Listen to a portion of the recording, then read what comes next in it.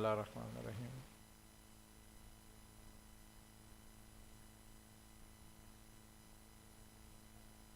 تصوف اور سلوک جو ہے وہ بیسکلی جو ہے وہ دین کے کمال کا نام ہے کہ جب کوئی شخص اپنے ایمان کو، اپنے دین کو، اپنے عقیدے کو کمال تک لے جائے تو وہ اہل تصوف سے ہے۔ اور تصوف کی سعاد جو ہے وہ ہے ہی صدق اور صفا سے۔ بزرگوں نے 10 مدارج رکھے ہیں اس کے، یعنی کہ لفظ تصوف جو ہے اس کے 10 مدارج ہیں، 4 طاقے ہیں، 2 سعاد کے ہیں اور 2 واو کے ہیں، اور کہتے ہیں 2 فنا کے ہیں، فا کے یعنی کہ۔ تو اس طریقے سے یہ 10 مدارج ہیں، 10 درجے ہیں اس کے، جو ان 10 درجوں کو عملی طور پر پورا کرتا ہے وہ اہل تصوف سے ہو جاتا ہے۔ اسی طرح ان 10 درجوں کو انہوں نے ہر درجے کو 10 درجوں میں تقسیم کیا ہے، تو اس طریقے سے اس کی 100 منازل ہو جاتی ہیں۔ یعنی کہ وہ کہتے ہیں کہ 99 درجے تصوف کے ہیں، تو اس کے جو 4 درجے جو ابتدائی ہیں وہ اصل میں سب سے اہم ہیں۔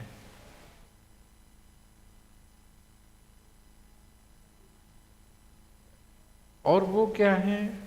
جیسے کہ پہلے بھی ذکر ہوا کہ وہ توبہ ہے، ترک ہے، توکل ہے اور تعلق ہے۔ جب تعلق پیدا ہوتا ہے تو پھر صفا پیدا ہوتی ہے اور صدق پیدا ہوتا ہے،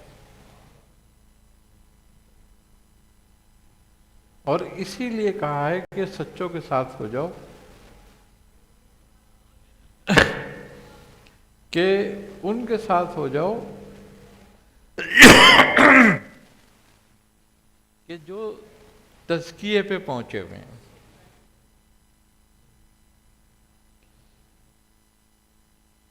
اب سچائی یہ ہے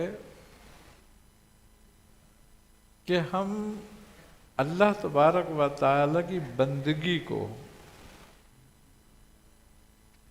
بلا مطلب اور بلا کسی لالچ کے، بلا کسی خوف کے مکمل طور پر کریں۔ اگر لالچ درمیان آتا ہے تو بھی صدق نہیں رہتی، اگر خوف درمیان آتا ہے تو بھی صدق نہیں رہتی، کیونکہ خوف اور لالچ انسان کی اپنی ذات کے لیے ہے، اور جو کام اس کی اپنی ذات کے لیے کرے گا اس میں سچائی نہیں ہوگی، اس میں صدق نہیں ہوگا۔ خالصاً للہ یعنی کہ صاحب اخلاص لوگ سچے ہوتے ہیں،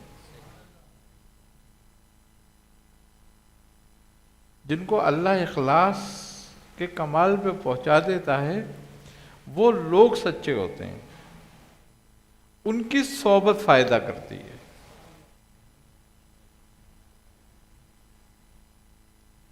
اب اس کو حاصل کرنے کے لیے ان 4 درجوں تک پہنچنا ضروری ہے جو ابتدائی ہیں۔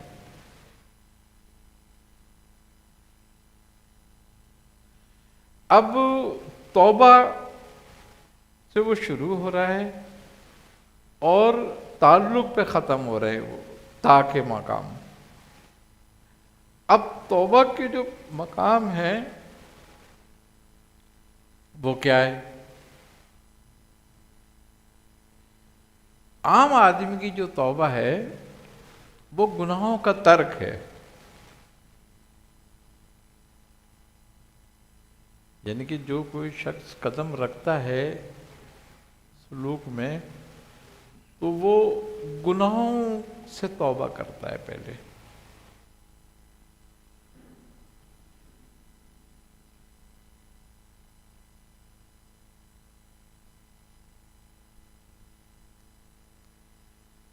اس کی توبہ گناہوں سے ہے۔ اب توبہ کے الگ الگ درجے ہیں۔ پہلا درجہ توبہ کا یہ ہے کہ بندہ گناہوں سے توبہ کرے، اور ایسی توبہ کرے کہ حتی الامکان دوبارہ اس میں مبتلا نہ ہو۔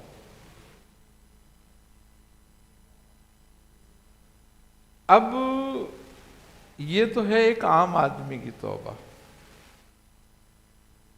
اب جو صوفیہ کے نزدیک توبہ ہے، ان کے نزدیک توبہ یہ ہے کہ غیر سے توبہ کرے۔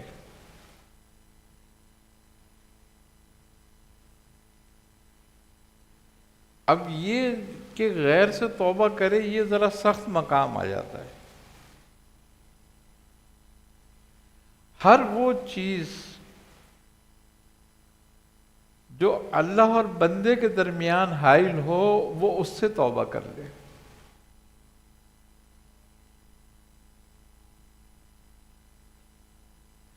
یہ اتنی آسانی سے پیدا نہیں ہوتی بات۔ یہی مرحلہ سب سے سخت اور مشکل ہوتا ہے۔ جس نے اس مرحلے کو عبور کر لیا وہ عملی طور پر تصوف میں داخل ہوتا ہے۔ پھر اب رہ گئی بات ایک عام آدمی کی توبہ، گناہوں سے توبہ۔ تو پہلے یہ سمجھے بندہ کہ گویا گناہ کیا چیز ہے۔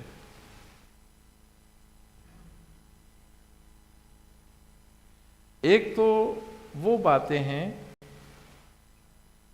جن کا اللہ اس کے رسول نے حکم دے دیا، جن سے بچنے کا شرعی حکم آ گیا، قرآن سے حکم آ گیا۔ ایک وہ ہے جو اس کی اخلاقیات میں شامل ہیں، یہ ہے احکام کی توبہ، کہ جن سے توبہ کرنے کا حکم ہے، جن گناہوں سے بچنے کا حکم ہے، وہ تو حکمن ہے،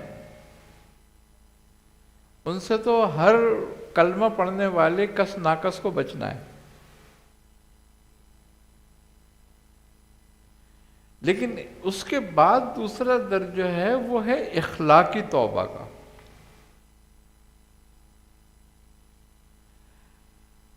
اب اخلاقی توبہ کیا ہے؟ وہ ہیں ہمارے خصائل رذیلہ۔ مثال کے طور پر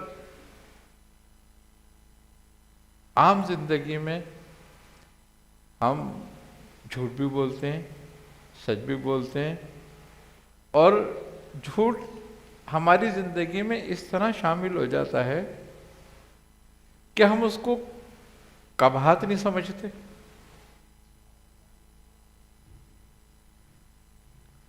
یہ اخلاقی جرم ہے، گناہ ہے، اس سے بچو۔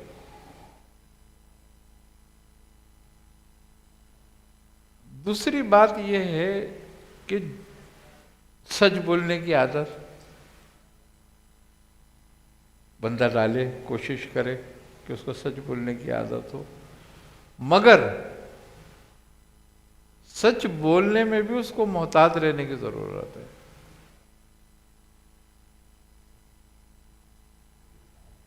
بندہ دوسروں کے بارے میں تو سچ بڑی آسانی سے بولتا ہے، مگر اپنے بارے میں سچ آسانی سے نہیں سنتا۔ تو جو اپنے بارے میں سچ آسانی سے نہیں سنتا، اس کو کسی کے بارے میں سچ بولنے کا اختیار بھی نہیں ہے۔ یعنی کہ اگر میرے سچ بولنے سے کسی کے بارے میں اور فساد پیدا ہونے کا خطرہ ہے تو مجھے چاہیے کہ میں خاموش رہوں، اپنی زبان کو بند رکھوں۔ لیکن اگر کوئی میرے صحیح عیب مجھے بتاتا ہے، میرے بارے میں سچ بولتا ہے، تو مجھے اس سے ناراض نہیں ہونا چاہیے۔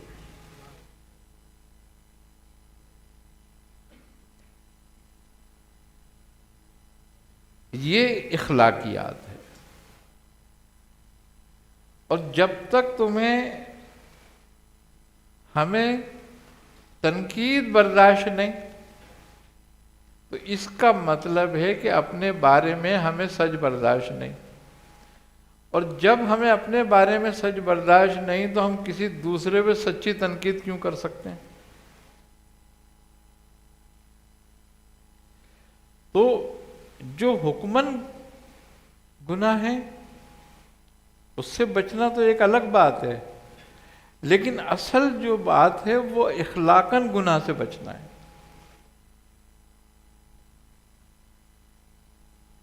اسی طریقے سے حسد ہے۔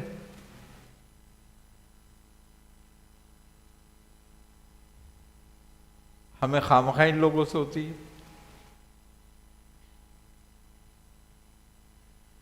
جبکہ اگر دیکھا جائے تو عام لوگوں کے لیے یہ ایک معمولی سی بات ہے، وہ اس کو کوئی اہمیت نہیں دیتے کہ اگر وہ کسی پہ لان تان کرتے ہیں کہ بھئی یہ ایسے کما رہا ہے، اس کے پاس ایسا آ رہا ہے، اس کے پاس کہاں سے آ رہا ہے، تو یہ ایک معمولی سی بات ہے ان کے لیے۔ لیکن اس راستے میں یہ بہت بڑی بات ہے۔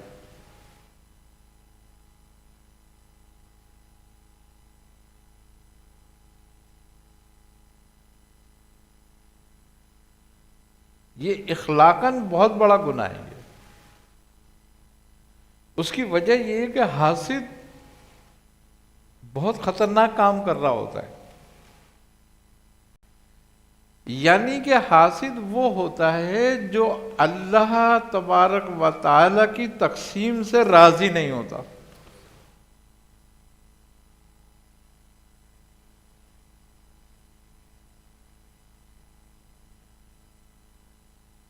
مجھے کم ملا، اس کو زیادہ کیوں ملا؟ اور یہ جذبہ جب بڑھ جائے تو بندہ یہ چاہتا ہے کہ جو دوسرے کو ملا ہے مجھ سے زیادہ، اس کا یہ تلف ہو جائے، اس کا یہ ختم ہو جائے سب کچھ۔ یہ اس سے بھی زیادہ خطرناک بات ہو گئی۔ نہ وہ حق پہ رہا، نہ وہ صبر پہ رہا، نہ وہ شکر پہ رہا، تینوں چیزیں اس کے ہاتھ سے نکل گئیں، اور وہ ہے مسلمان ہی۔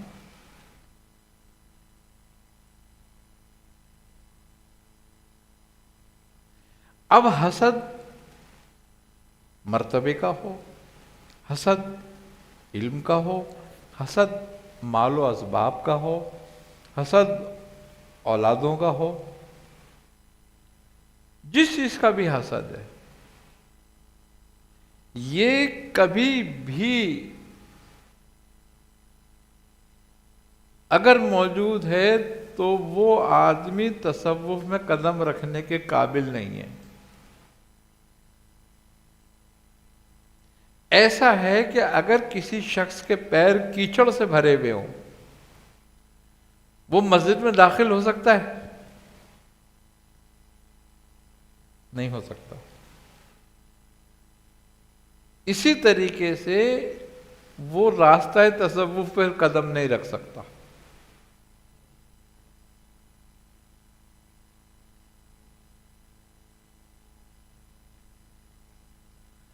وہ صدیقوں میں سے نہیں ہے، صادق نہیں ہے۔ کیوں؟ کہ جو رب کی تقسیم پر ہی راضی نہیں ہے،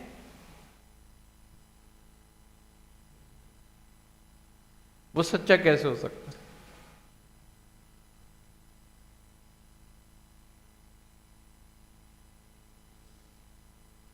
اسی طریقے سے بغض ہے، کسی سے بغض رکھنا.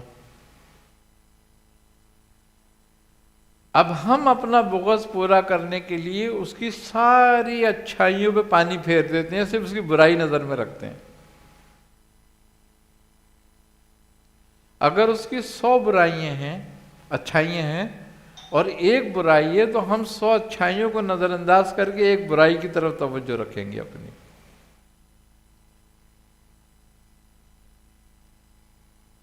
اس حالت کا کیا حالت ہے؟ بزرگ فرماتے ہیں کہ اللہ نے مکھی کو 1000 آنکھیں دی ہیں.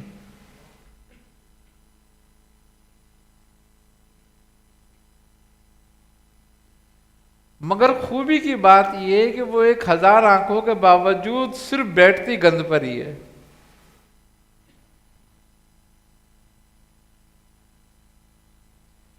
یعنی کہ کوئی کسی کے بغض رکھتا ہے اور برائی پہ نظر رکھتا ہے، تو اس کا مطلب اس کی حالت ایسی ہے کہ وہ سارا عقل و شعور ہونے کے باوجود، سارا علم ہونے کے باوجود گندگی پہ جا کے نظر ٹھہر رہی ہے اس کی. تو یہ اخلاقی گناہ ہے، یہ بھی بہت. وہ بھی آدمی سچوں کے ساتھ نہیں ہو سکتا، اس کا بھی صادقوں سے، صدقوں سے کوئی تعلق نہیں ہے.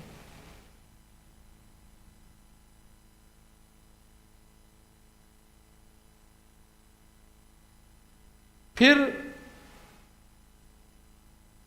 حسد، بغض، کسی سے کینہ رکھنا، یہ بھی ایک بڑی برائی ہے. کسی کی عیب جوئی کرنا، یہ بھی اخلاقی گناہ ہے. کسی پہ بہتان لگانا،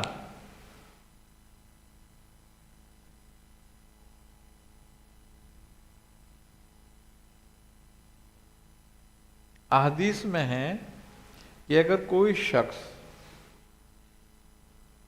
کسی عورت پہ بہتان لگاتا ہے، یعنی کسی بڑھیا پر، اور وہ گزری ہو موسیٰ کے دور میں،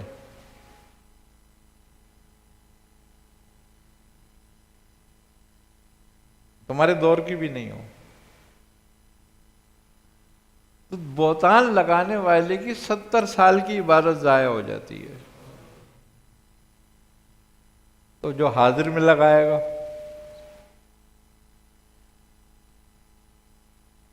تو عورت ہو یا مرد، دوست ہو یا دشمن، بہتان لگانا بہت بڑا گناہ ہے.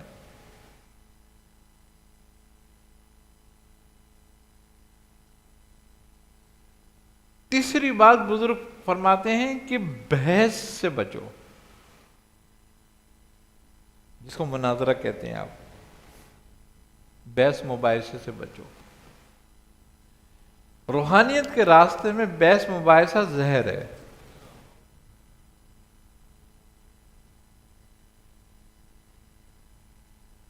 تم 10 سال ذکر کرو، ایک دن بحث کرو، وہ ذکر بیکار ہو گیا.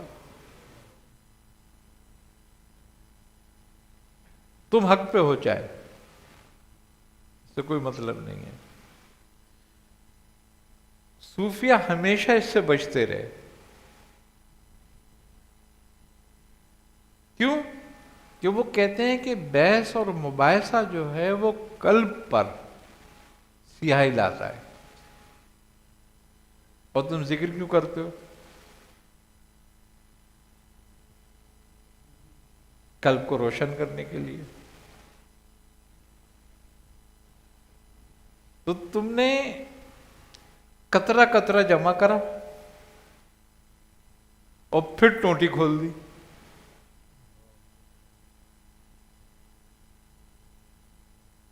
وہ قطرہ قطرہ ضائع ہو گیا ایک دھار کے ساتھ.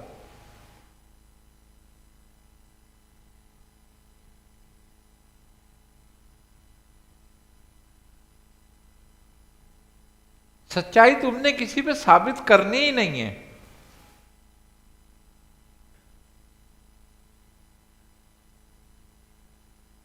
کیوں؟ کہ سچائی تو سورج ہے، اس کو ثابت کون کرے گا؟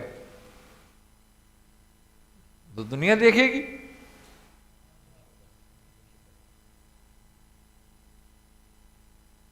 اس سے بچنا چاہیے، کیونکہ یہ ساری چیزیں جو ہیں جو میں بتا رہا ہوں یہ ابتدائی مراحل کی ہیں. شیطان جب ہمیں الجھانا چاہتا ہے نا، اس راستے پر روکنا چاہتا ہے، تو یہ سارے ہتھ کنڈے آزماتا ہے ہم پر،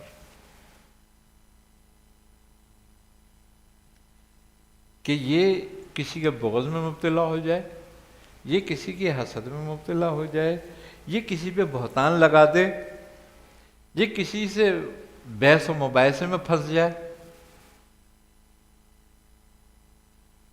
اب ایک عام آدمی بیچارہ جو اس راستے پہ قدم رکھتا ہے وہ کیسے بچے گا؟ اسے تو دن بھر سب چیزوں واسطہ رہتا ہے نا. اس کا طریقہ کار بزرگان دین فرماتے ہیں کہ یہ ہے کہ اپنے کام سے کام رکھو.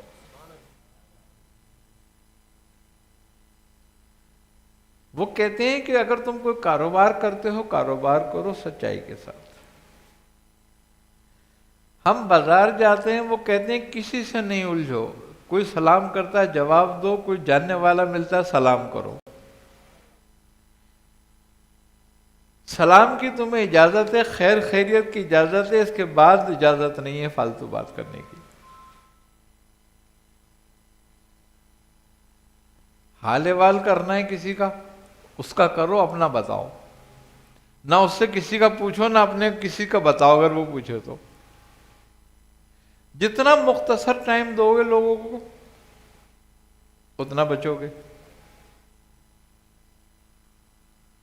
اور پھر جب زیادہ لوگوں کے معاملے میں انوالو نہیں ہوگے تو اپنے دشمن بھی کم بناؤ گے اور دشمن بھی کم بنو گے.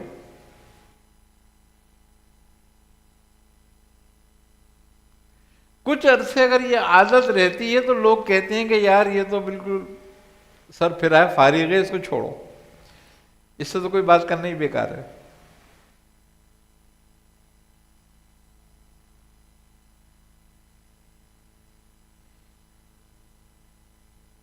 حضرت ابوبکر صدیق رضی اللہ تعالیٰ عنہ کا ایک واقعہ ہے کہ آپ اور رسول خدا صلی اللہ علیہ وسلم کہیں تشریف لے جا رہے تھے.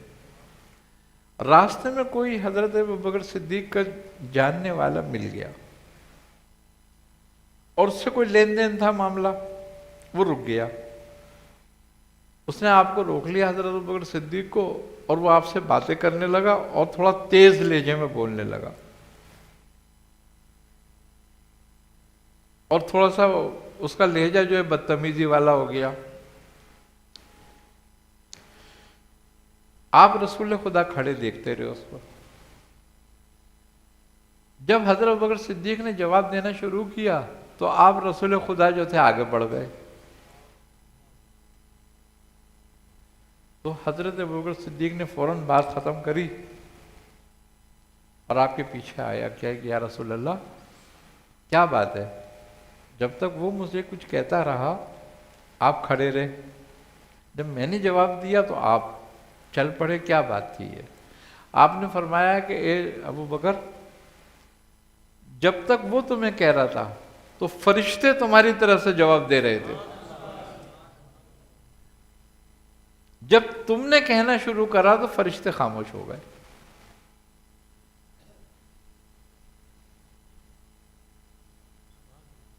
یہ ہے مباحثہ.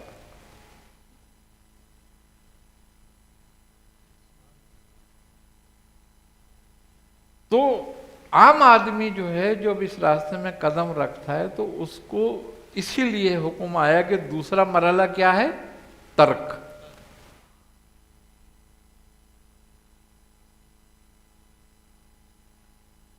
ترک گوشت کرنا نہیں ہے، کھانا پینے کا ترک نہیں ہے،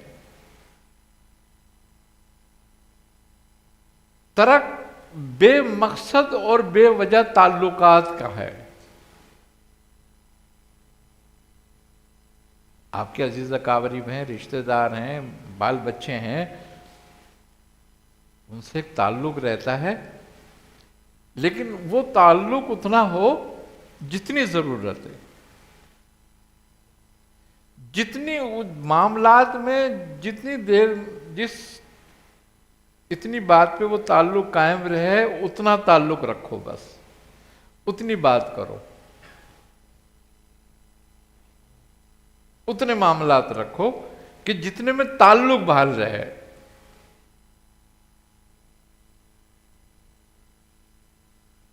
ابتدا میں ان سب چیزوں کی ضرورت ہوتی ہے۔ ایک کاروباری آدمی ہوتا ہے، وہ کاروباری لوگوں سے ملتا ہے، جلتا ہے، اٹھتا ہے، بیٹھتا ہے، مگر وہ اپنی زبان کو خاموش رکھے۔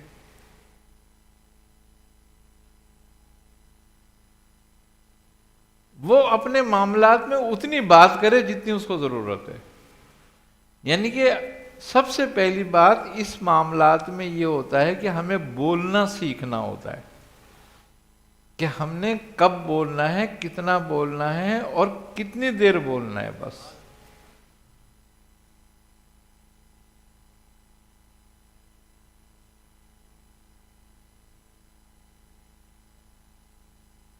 کیوں؟ کہ ہر چیز ایک بیلنس پہ ہوتی ہے، ایک توازن پہ ہوتی ہے۔ اگر توازن بگڑتا ہے تو معاملات بگڑتے ہیں۔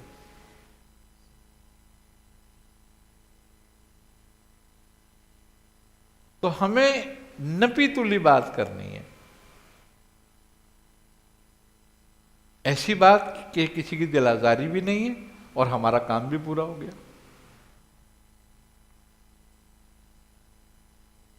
بزرگوں نے کاروبار بھی کیے ہیں نا۔ حضرت امام اعظم کے پاس لوگوں کی قریباً 1000 امانتیں تھیں، یعنی کہ 1000 آدمی ان کے ساتھ کاروبار کرتے تھے، ان کے انویسٹر تھے۔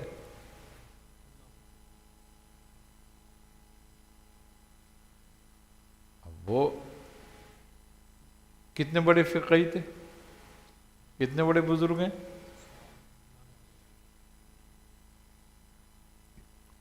تو اس کا مطلب ہے کاروبار کرنے کو تو منع نہیں ہوا کہیں بھی۔ معاملہ بگڑتا ہے فالتو باتوں سے۔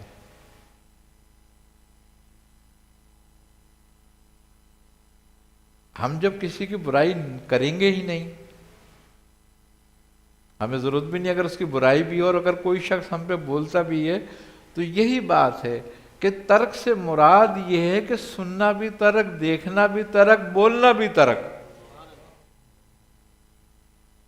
اور کھانا بھی ترک۔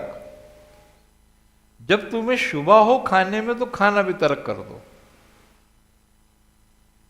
ایک ٹائم کے ترک کرنے سے کوئی مرتا نہیں ہے، کوئی کمزور نہیں ہوتا، لیکن جس طریقے سے روزہ صحت کے لیے اچھا ہوتا ہے، اس طریقے سے حرام ترک کرنا جو ہے وہ روح کے لیے اچھا ہے۔ جب شبہ آئے ہوا ہمیں تو ہمیں ترک کر دینا چاہیے۔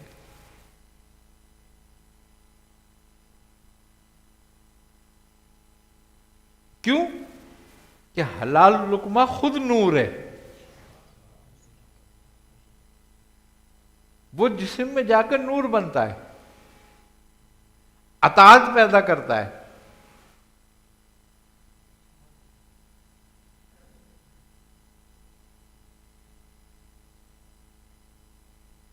تو اب بزرگ کیا کہتے ہیں؟ وہ کہتے ہیں کہ حرام کے مقابلے میں حلال کو اپناؤ، گفتگو کے مقابلے پہ خاموشی کو اپناؤ، حسد اور بغض کے مقابلے پہ محبت کو اپناؤ۔ حسد کے مقابلے پہ شکر کو اپناؤ.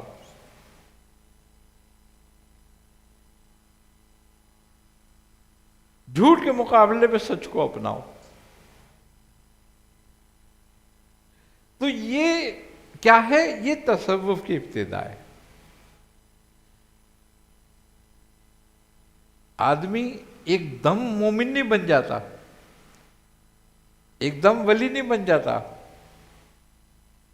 ایک دم سالک نہیں بن جاتا. یہ زندگی کے مرحلے ہیں.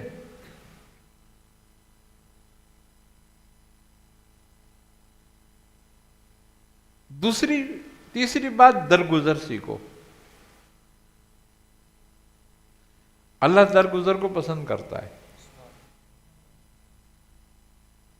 آج تم اپنے محکوم سے درگزر کرتے ہو، اس سے عفو سے کام لیتے ہو، کل اللہ تم سے بھی درگزر کرے گا.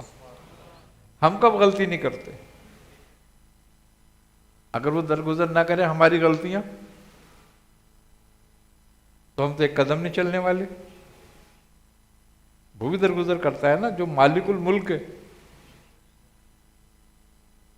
تو جب اس سے محبت کا اظہار کرتے ہیں ہم اللہ تعالی سے، تو پھر اس صفت کو بھی اپنائیں جو اس کی عفو کی صفت ہے، درگزر کریں. درگزر سیکھیں. اب بزرگ کہتے ہیں کہ غصے کے مقابلے پہ درگزر کو اپناؤ.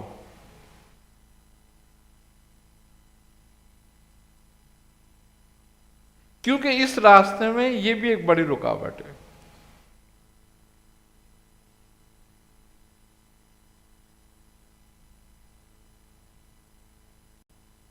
یہ ترک کا تعلق ہے. اور جب تم ترک میں آ جاتے ہو تو یہ آٹومیٹکلی توبہ ہو جاتی ہے. ہر وقت تم توبہ میں ہو. پھر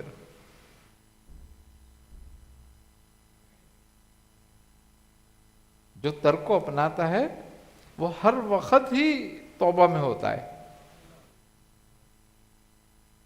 اور اللہ تبارک و تعالیٰ کو توبہ بہت پسند ہے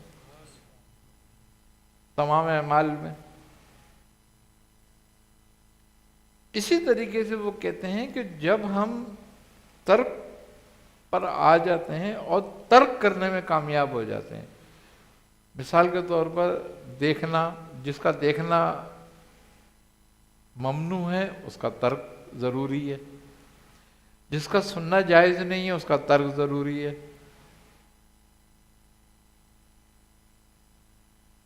جس کا بولنا اچھا نہیں ہے اس کا ترک ضروری ہے.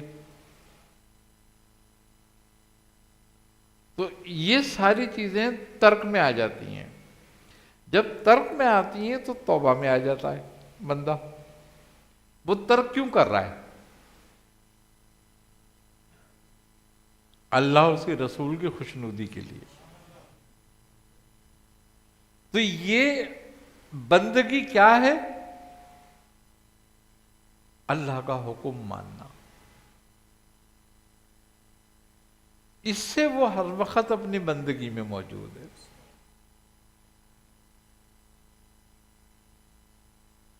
وہ کسی شاعر کا شعر ہے، وہ کہتا ہے کہ میوے تسبیح ہی تو سب ہیں مگر ادراک کہاں. تسبیح سے زیادہ جس چیز کی ضرورت ہے پہلے وہ دیکھ.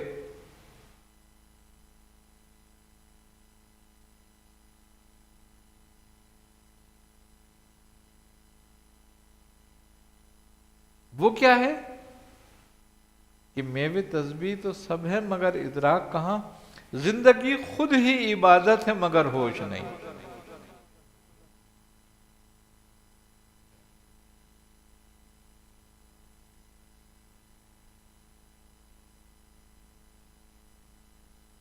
تین مرحلے ہیں، افعالی، صفاتی اور پھر ذاتی. تو یہ جو ابتدائی مرحلے ہیں یہ افعالی ہیں.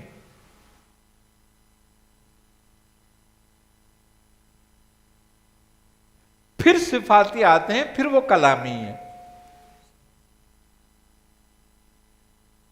اور پھر جب وہ کلامی آتے ہیں تو پھر اس سے جو کیفیات بنتی ہیں، جو تجلی ہوتی ہیں، پھر وہ ذاتی ہوتے ہیں. تو جب تک ہم پہلے مرحلے میں جو افعالی ہیں اس میں ہی قدم نہیں رکھیں گے تو پھر آگے کیسے بڑھ جائیں گے؟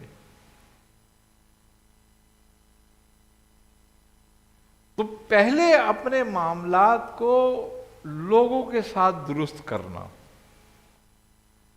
یہ افعالی ہے.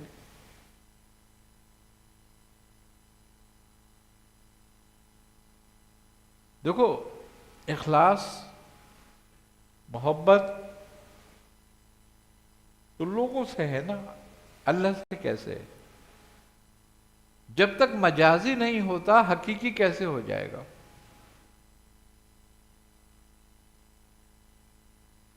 اللہ سے اخلاص یہ ہے کہ تو اس کی مخلوق سے اخلاص سے ہو. اللہ سے محبت یہ ہے کہ اس کی مخلوق سے محبت کرے.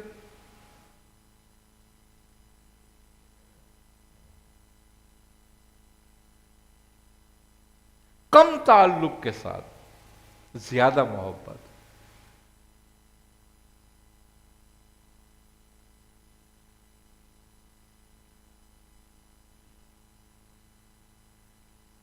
یہ اخلاقیات میں سے ہیں. جب ہم اپنا اخلاق کو درست کرتے ہیں تب روحانیت ہم میں پیدا ہوتی ہے. اب ہمارا دل بغض، کینہ، حسد، جھوٹ، تکبر سے بھرا ہوا ہو تو روحانیت کہاں سے آئے گی؟ ثم رددناہ اسفل سافلین. وہ اپنے اعمال میں جانوروں سے بھی بدتر ہو گئے.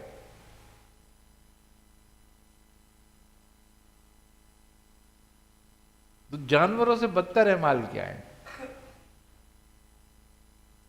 جانوروں سے بدتر اعمال جو ہیں وہ ہیں اپنے نفس کی خواہش.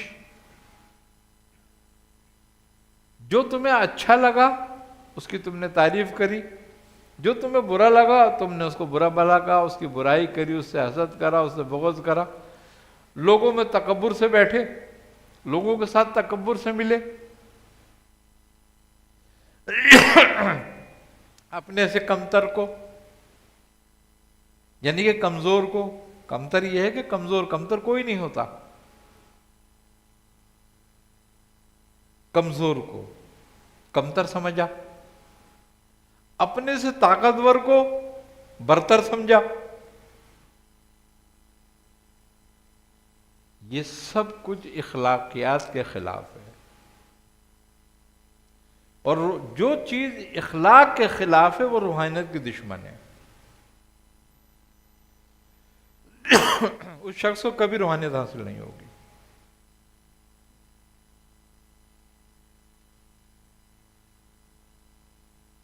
جو اپنے اخلاق کی حفاظت نہیں کرتا. اپنے اخلاق کی حفاظت کرنا بہت زیادہ ضروری ہوتی ہے. اور یہ شروع ہوتا ہے سب سے پہلے اپنے گھر سے ہی. حضرت مظہر جانے جانا ایک بزرگ تھے اور نقش بندیہ سلسلے کے بزرگ ہیں آپ. ان کا دور شاہ ولی اللہ کا دور ہے، ذرا ان سے تھوڑا سا پہلے ہیں آپ. تو حضرت شاہ ولی اللہ محدث دہلوی رحمۃ اللہ علیہ فرماتے ہیں کہ میں نے سلسلہ نقش بند میں مظہر جانے جانا جیسا بزرگ نہیں دیکھا ہے، جس میں مجدد لفسانی بھی موجود ہیں.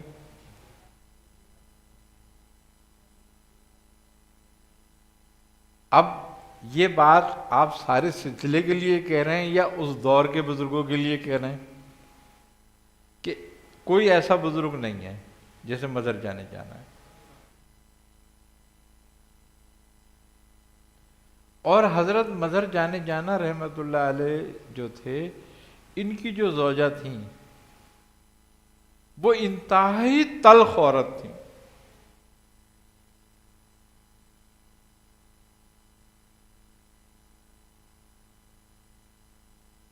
کوئی مرید دروازے پہ چلا جاتا اور وہ دروازہ بجا دیتا تو 1000 تو وہ مرید سنتا اور 2000 مولانا سنتے.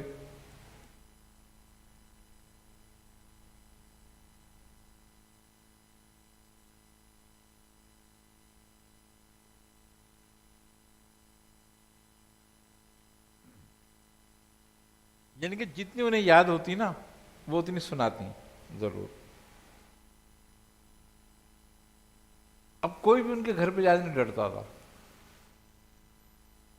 تو لوگوں نے کہا ایک دن کہ حضرت آپ اتنی تیز ترار اور اتنی تلخ عورت کے ساتھ کیسے گزارا کرتے ہیں؟ آپ مسکرائے. آپ نے فرمایا کہ تم کیا سمجھتے ہو مجھے کیا کرنا چاہیے؟ اب لوگوں کی اپنی رائے ہوتی ہے. کہنے لگے حضرت ایسی عورت ایک دن بھی کسی گھر میں نہیں رہ سکتی. تو آپ مسکرائے. آپ نے فرمایا کہ میری جو ولایت ہے نا یہ اس کی تلخی کی وجہ سے ہے.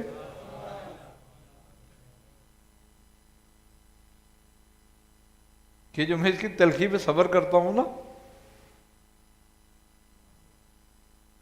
اس صبر کی وجہ سے ہے. یہ میرے نفس کو قابو رکھتی ہے. یعنی کہ ملامت میں رکھتی ہے مجھے.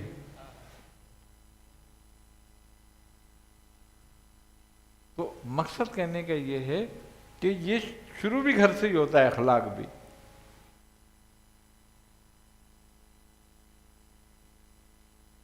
تو اب کیا بات ہے؟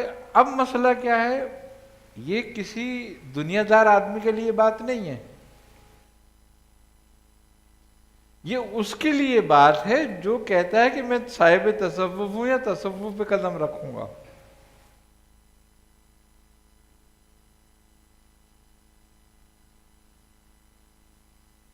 تلخ بیوی بھی اس کے لیے ایک آزمائش ہے.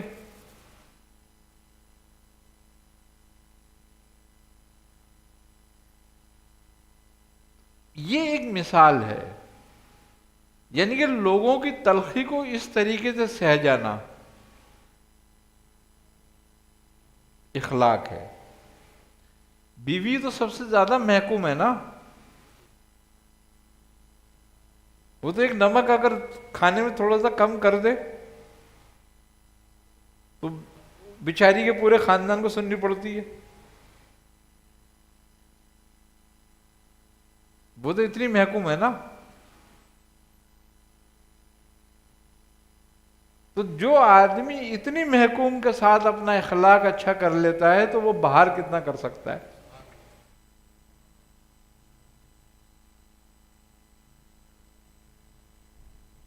تو جب تک ہم افعالی ذکر میں نہیں آتے کلامی ذکر میں فائدہ نہیں ہوگا. کہ اپنے اخلاق کو درست کرنا.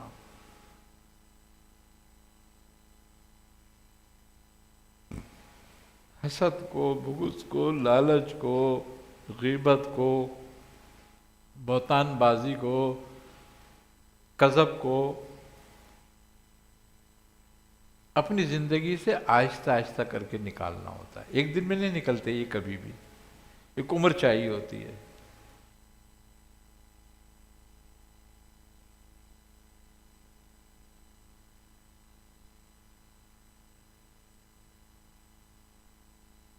آئی نا سمجھو بات. اب یہی چیز جو ہے جس کو ہم ذکر افعالی کہتے ہیں اصل میں یہی چیز مجاہدہ ہے.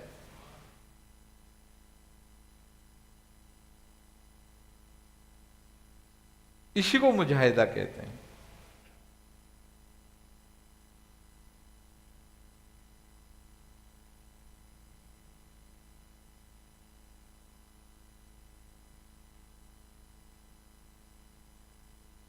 اب کوئی ہمیں ایک بات کہتا ہے تو ہمارا دل چاہتا ہے اس کو 100 باتیں سنائیں، اور پھر نفس بھی ابھارتا ہے، کہتا ہے سونی تو 10 تو سنا دے اس کو، تو یہ تجھ سے طاقتور تھوڑی، تجھ سے کمزور ہے، سنا بھی دے اور ایک ہاتھ بھی لگا دے۔ آدمی کرتا ہے پورا۔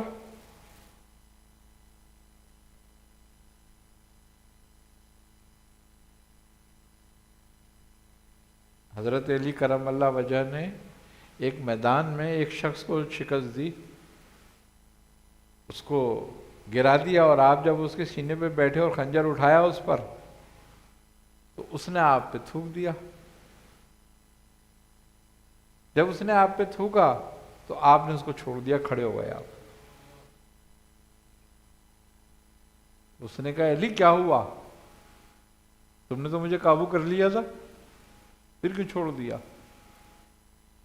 تو آپ نے فرمایا جب میں نے تجھے گرایا تھا تو اللہ کے لیے گرایا تھا، اور جب تو نے مجھ پہ تھوکا تو اب مجھے غصہ آیا تھا، میرا نفس شامل ہو گیا اس میں، لہذا میں نے تجھے چھوڑ دیا۔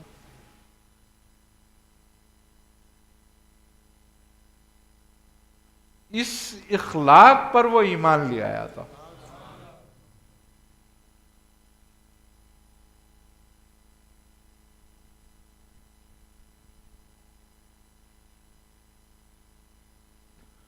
تو ہم جن سے اپنے آپ کو منسوب کرتے ہیں وہ تو اس اخلاق اور کردار کے مالک تھے۔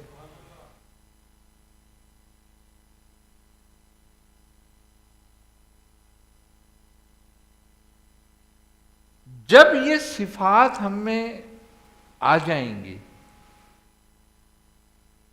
اور یہ صفات خصائل رذیلہ ہم میں سے نکل جائیں گی، پھر گویا ہم سچوں کے ساتھ ہونے کے قابل ہوں گے۔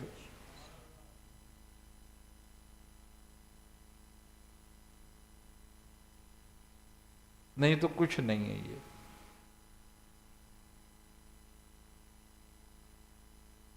اب رہ گئی بات ذکر کرنا، تسبیح پڑھنا، تو یہ انفرادی فعل ہے، اور انفرادی فعل سب سے آسان کام ہے۔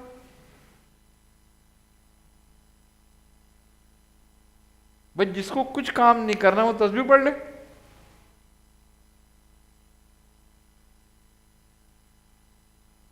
اب گھر والے پوچھیں تو کام نہیں کر رہا ہوں، کہا میں تسبیح پڑھ رہا ہوں۔ کیا کام کر رہا ہوں میں؟ اللہ اللہ کر رہا ہوں۔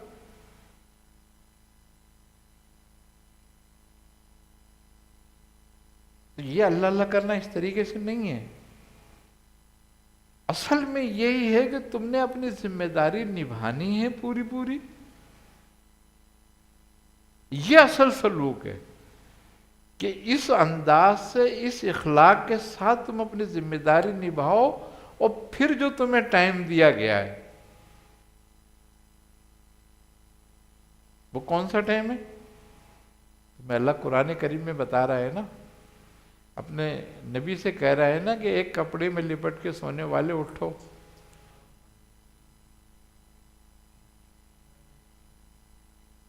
سورہ مزمل شریف، قم اللیل الا قلیلا، اٹھو آدھی رات کو، یا اس سے کچھ کم ٹائم،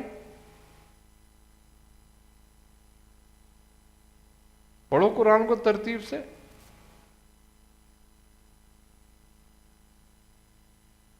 کیوں کہ رات کا اٹھنا جو ہے وہ نفس کو پامال کرتا ہے، سب سے گرا ہے نفس کو اٹھنا اس وقت۔ کہتا دن میں تو تمہیں بہت سارے کام ہیں، اس کا مطلب کیا ہو گیا؟ ان لک فی النہار سبحا طویلا، آپ کو دن میں تو بہت کام ہوتے ہیں، یعنی کہ ذمہ داریاں ہیں آپ کی یہ۔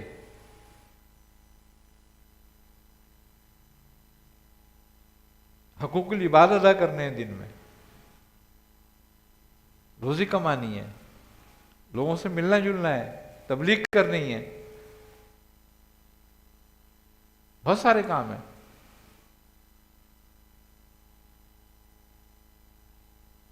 اس لیے ہم آپ کو رات کو اٹھا رہے ہیں۔ سلوک انبیاء کا طریقہ ہے، ہماری مرضی نہیں۔ کیا ہم اپنی مرضی سے کریں گے بھئی رات کو بھی تسبیح اور دن میں بھی تسبیح؟ جو اللہ اپنے سب سے محبوب بندے کے لیے پسند کر رہا ہے جو بات، تو اس کا مطلب ہے سب سے افضل بات وہ ہے۔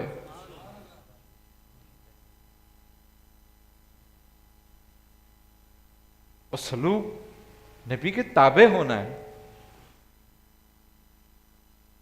اپنے اعمال کو ان کے اعمال کے تابع کرنا ہے۔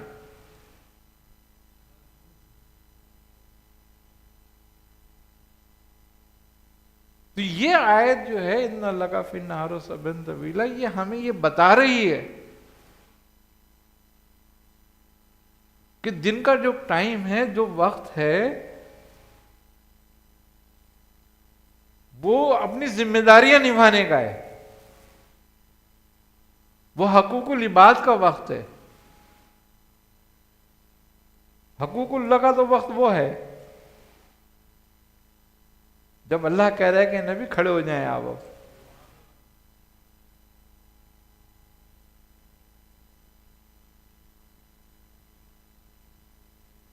وہ افعالی ہے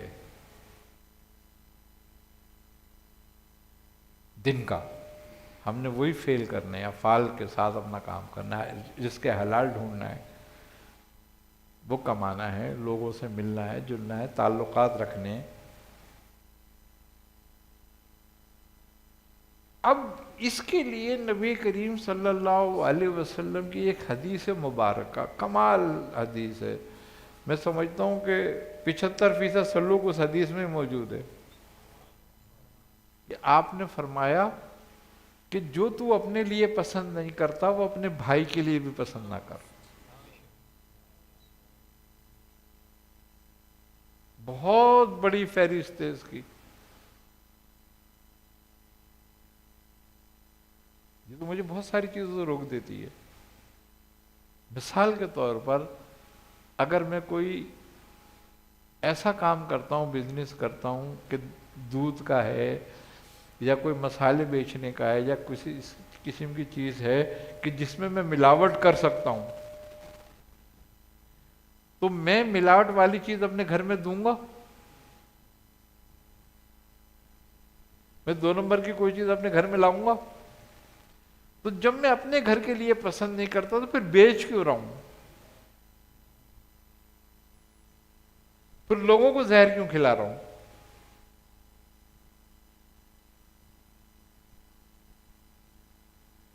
یہ تو ایک چھوٹی سی بات ہے۔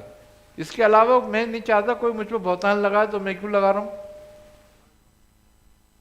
میرے ساتھ کوئی آن کے فراڈ نہ کرے، جھوٹ نہ بولے، تو میں کیوں کر رہا ہوں؟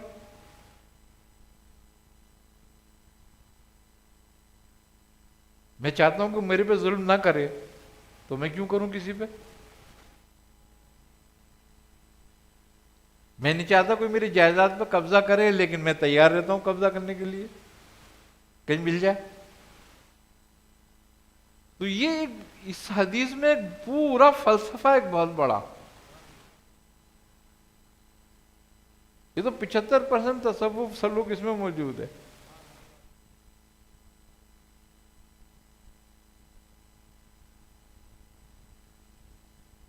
تو جب تک ہے ہم جو ذکر افعالی کہلاتا ہے اس میں نہیں داخل ہوتے تو ذکر کلامی ہمیں فائدہ نہیں کرتا۔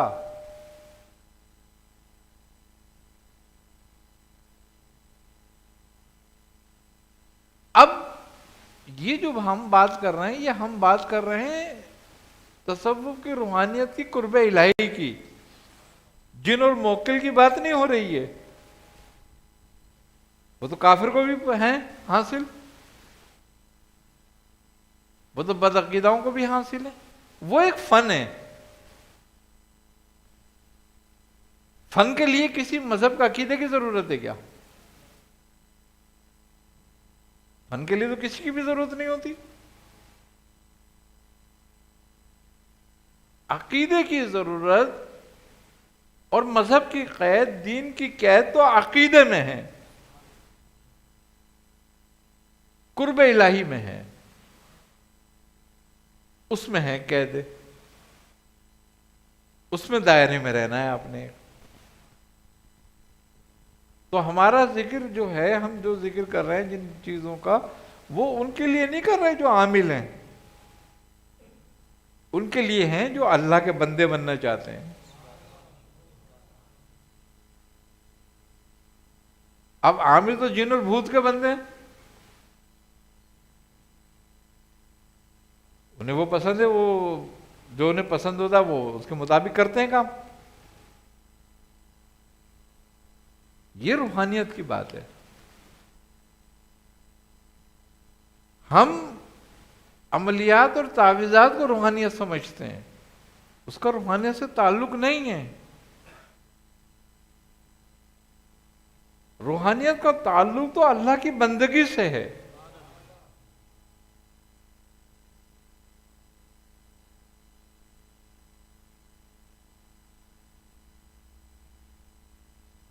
انسان خلیفۃ فی الارض ہے، زمین پہ اللہ کا خلیفہ ہے، تو اس کو اپنے مالک کے اصولوں کے مطابق، قانون کے مطابق چلنا پڑے گا. اور خوبی کی بات یہ ہے کہ تمام کائنات میں اللہ نے جس کو خلیفہ بنایا ہے، اصل تو حکم اس کا چلے گا،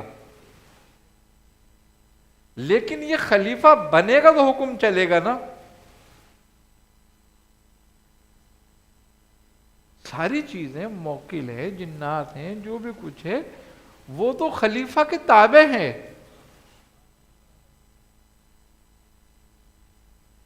لیکن جب یہ اپنی حیثیت کو نہیں پہچانتے تو وہ اس کی حیثیت کو نہیں مانتے.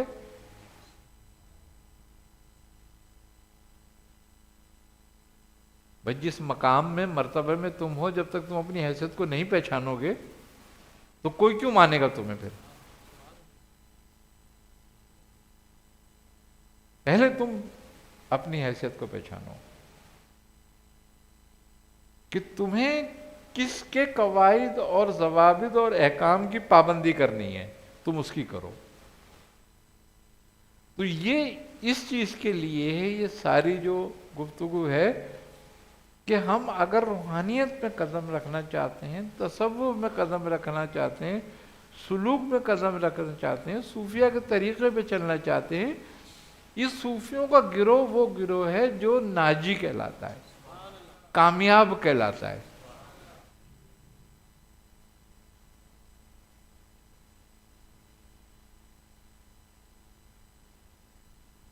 اللہ نے انہیں اپنا دوست کہا ہے نا، تو یہ دوستی کے درجے پہ کس وجہ سے پہنچے ہیں؟ کوئی جن بوت کو حاصل کر کے پہنچے ہیں؟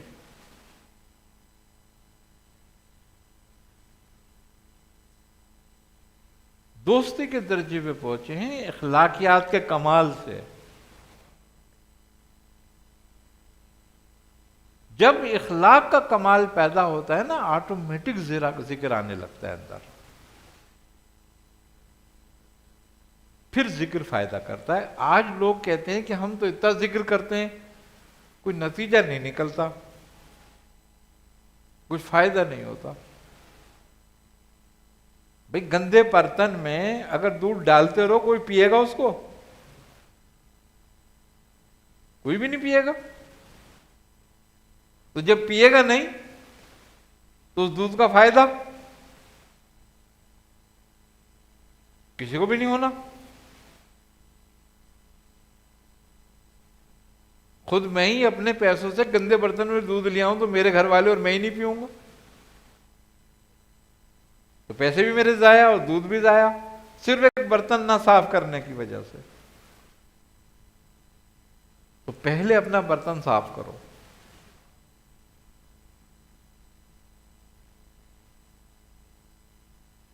تو ہمارے جو جسم کا برتن ہے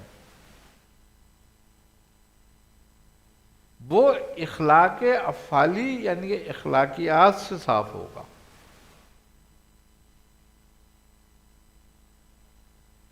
کسی چیز کو بھرنے کے لیے پہلے اس کو خالی کرنا ضروری ہوتا ہے. اگر پہلے ہی برتن میں کچھ بھرا ہوا ہوگا تو اس میں مزید کیا بھرو گے آپ؟ جو بھرو گے وہ گر جائے گا، بہہ جائے گا، ضائع ہو جائے گا. تو پہلے برتن کو خالی کرنے کی ضرورت ہے. تو ابھی ہمارا برتن جو ہے وہ خصائل رذیلہ سے بھرا ہوا ہے. تو جب اس کو خالی کریں گے ہم تب خصائل صالحہ آئیں گی. وہ خصائل صالحہ نور کی جاذب ہوتی ہیں، وہ نور کو جذب کرتی ہیں. ہم جب ذکر کرتے ہیں تو ذکر کثرت سے کیوں کیا جاتا ہے؟ ذکر کثرت سے اس لیے کیا جاتا ہے کہ تکرار کرنے سے حرارت پیدا ہوتی ہے.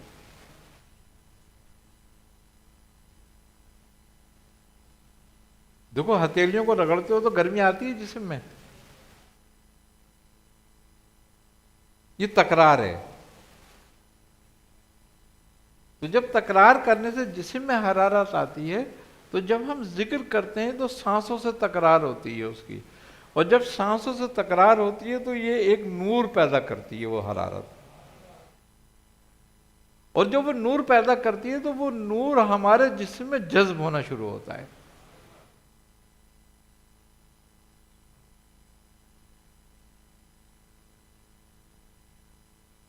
اب جب وہ ہمارے قلب کو سیراب کرتا ہے تو پھر اس سے روح سیراب ہوتی ہے. ایک اس طریقے سے کہ ایک ٹنکی ہوتی ہے، جب وہ بھر جائے تو باقی سب چیزوں کو بھر سکتی ہے. تو اسی طریقے سے جب قلب نورانی ہو جاتا ہے تو پھر وہ روح کو، سر کو، خفی کو، اقفا کو، سارے مراکز روحانیت کو سیراب کرتا ہے. جب سارے سیراب ہو جاتے ہیں تو بدن اپنے آپ آٹومیٹک بلب کی طرح جل پڑتا ہے، روشن ہو جاتا ہے.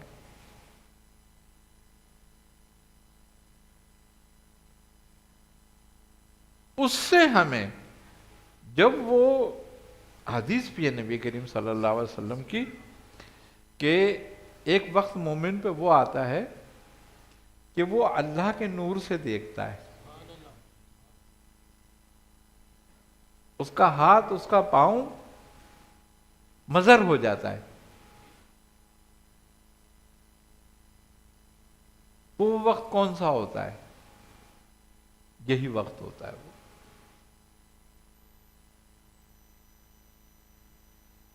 اب ترک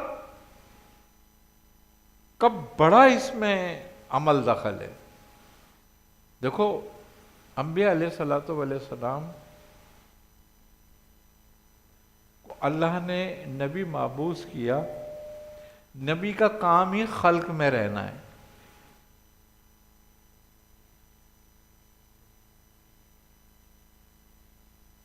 لیکن اللہ نے انبیاء سے بھی کبھی کبھی خلق کا ترک کرایا. جیسے کہ حضرت موسیٰ علیہ السلام گئے چلے پہ،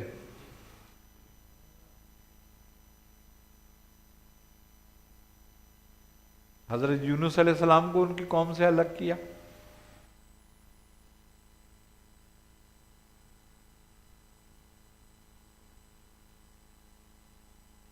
تو حضرت ابراہیم علیہ السلام کو آگ میں ڈلوایا، وہاں انہیں 40 دن آگ میں رکھا اور خلط عطا کی. یہاں مچھلی کے پیٹ میں حضرت یونس کو 40 دن رکھا اور وہاں دعا عطا کی.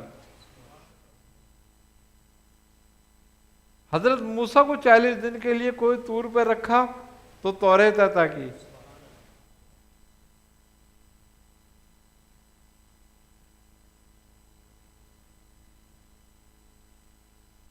اب ذکر کیوں؟ کہ ذکر میں قانون ذکر کا یہ سورہ مزمل شریف ہے کہ تم اللہ کا ذکر ایسے کرو کہ سب سے کٹ جاؤ. تبتل علیہ تبتیلا کرنا.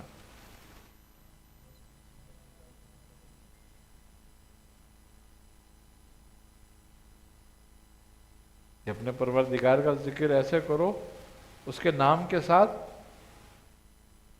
سب سے کٹ کے.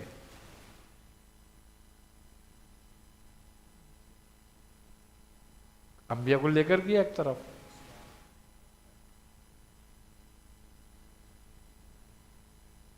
تو ترک دو طرح پر ہے. ایک لوگوں میں رہتے ہوئے ترک کر دینا.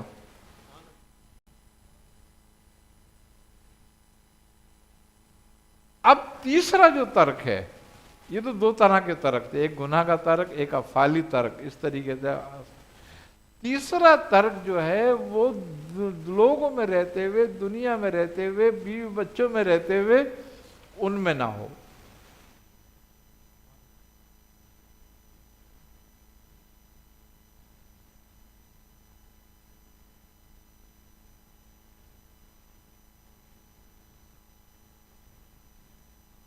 کہ وہ جلوت میں بھی خلوت میں ہو.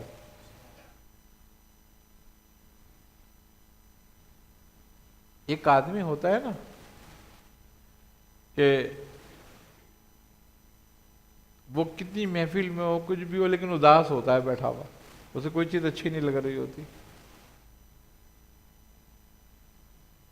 اس کی ایک مثال ہے کہ ایک گرو کے دو چیلے تھے.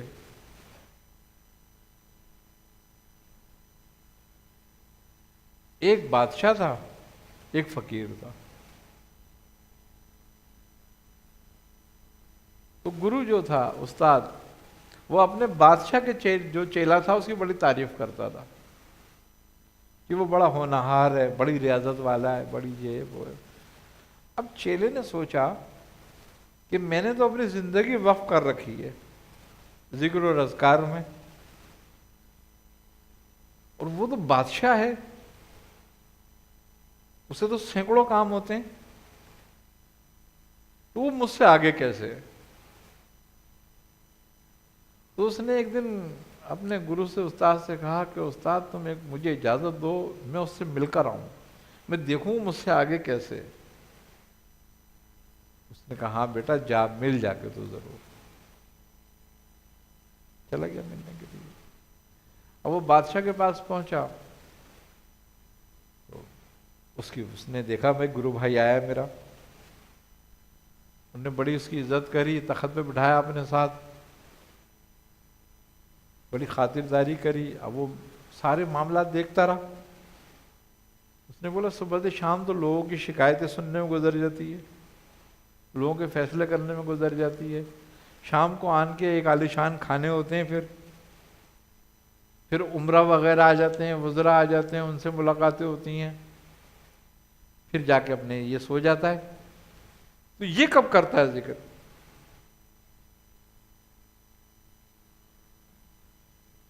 پھر گرو کہتا ہے مجھ سے بڑھ کر رہی ہے. خیر، وہ جو اس کا گرو بھائی تھا بادشاہ، اس نے بھی سمجھ لیا کہ اس کے دل میں کیا چل رہی ہے، دماغ میں. تو اس نے اپنے وزیر سے دوسرے تیسرے دن کہا کہ یہ بتاؤ کہ ہماری جو سلطنت میں ایک میلہ لگتا ہے وہ کب لگے گا؟ اس نے کہا بادشاہ لگا ہوا ہے وہ تو. کہنے لگے یار وہ ہم اپنے وہ گرو بھائی سے کہنے لگے کہ بہت اچھا میلہ لگتا ہے وہ، تم جا کے دیکھو، اس میں گھوم پھر کے آؤ. اس نے بولا بھائی ایک ہاتھی تیار کرو، میرا بھائی جو ہے وہ میلہ دیکھے گا جا کے. یہ یہاں لوگوں سے مل مل کے پریشان ہو گیا ہوگا، اس کو گھما کے لاؤ. اچھا. اب وہ ہاتھی تیار کرایا، ہاتھی پہ بٹھا دیا اس کو کہ بیٹھ جا ہاتھی پہ بھائی. اب جب وہ ہاتھی پہ بیٹھ گیا تو ایک دودھ کا پیالہ اس کے ہاتھ میں دے دیا کہ یہ پکڑ لو. اس نے بولا یہ کائے کے لیے؟ اس نے کہا پکڑو اس کو تم. لے لیا پیالہ دودھ کا. اب اس نے 2 سپاہی اس کے ساتھ کر دیے کہ جاؤ ساتھ میں جاؤ. 2 سپاہی چلے گئے. جب وہ ہاتھی پہ بیٹھ گئے سپاہی بھی, تو انہوں نے کہا دیکھو اگر یہ دودھ چھلک جائے اس پیالے کا تو اس کا سر کاٹ دینا, یہ میں حکم دے رہا ہوں, اور اس کو میلہ دکھاؤ جا کے. اب وہ چلا گیا, سارا صبح سے شام تک وہ میلے میں گھومتا رہا.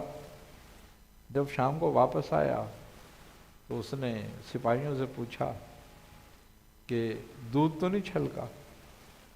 انہوں نے کہا بادشاہ اگر دودھ چھلک جاتا تو اس کا سر اس پہ دھڑ پہ ہوتا کیا؟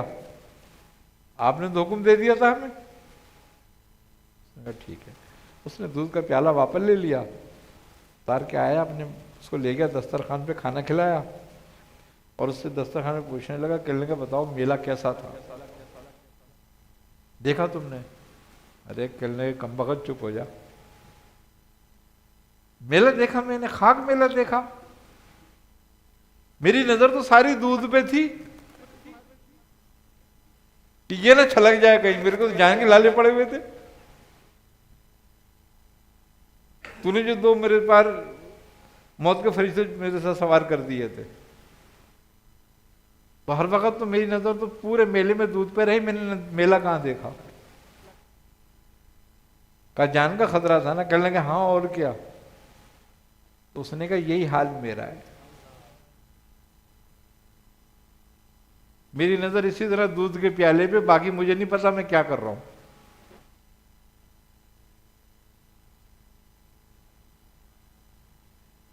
میری نظر اپنے رب پر ہی ہے.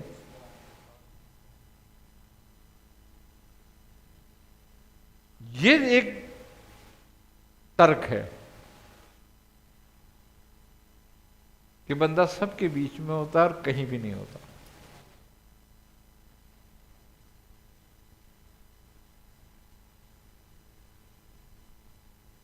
وہ کسی نے کہا ہے نا کہ 100 بار چمن مہکا ہے 100 بار بہار آئی, دنیا کی وہی رونق ہے دل کی وہی تنہائی. دنیا میں کتنی رونق ہیں لیکن دل تنہا ہی رہے گا. یہ تیسرا ترک ہے اس کا.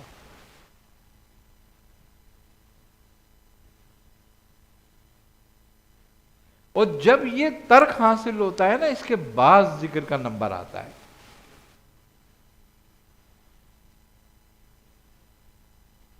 پھر ذکر شروع ہوتا ہے, پھر ذکر فائدہ کرتا ہے. کیونکہ پھر جس کو پکار رہا ہوتا ہے نا وہی وہ ہوتا ہے اور کوئی نہیں ہوتا.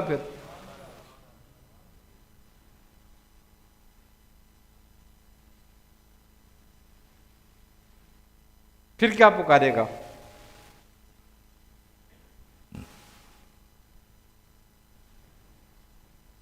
پکارو گے اس کو جو گھر سے باہر ہوگا, اور جو گھر میں ہی ہوگا اس کو کیا پکارو گے؟ اس سے تو ملاقات رہے گی نا, پکارنا تھوڑی ہوگا اس کو. تو جب مکین اپنے مکان میں ہو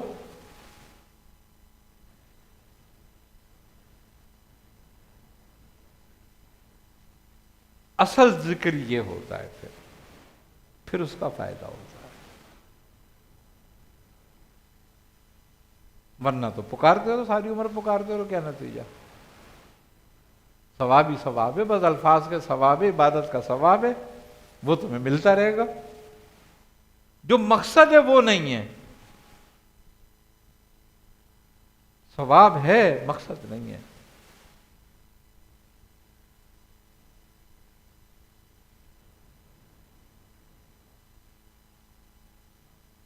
اور سارا سلوک, ساری روحانیت تو مقصد کے لیے ہے.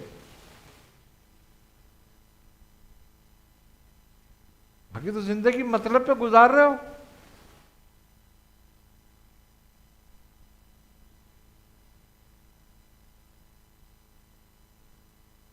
مقصد جس کو حاصل کرنا ہوتا ہے, مقصد میں نفع نقصان نہیں ہوتا, مطلب میں نفع نقصان ہوتا ہے.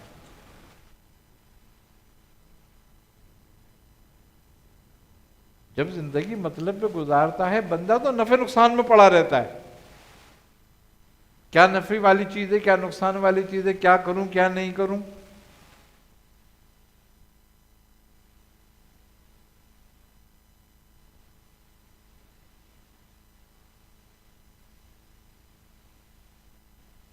اب مسئلہ کیا ہے، ہمیں حکم کیا ہے کہ ایمان بالغیب کا، ایمان لاؤ غیب پر، وہ یؤمنون بالغیب، ایمان لاؤ غیب پر۔ تو مقصد والا غیب پر ایمان لا سکتا ہے، مطلب والا نہیں لائے گا، کیونکہ مطلب والے کا نفع نقصان تو سامنے چاہیے اس کو، وہ غیب پہ کیوں رہے گا؟ تو اس کا نتیجہ زبانی کلام ہی نکلتا ہے۔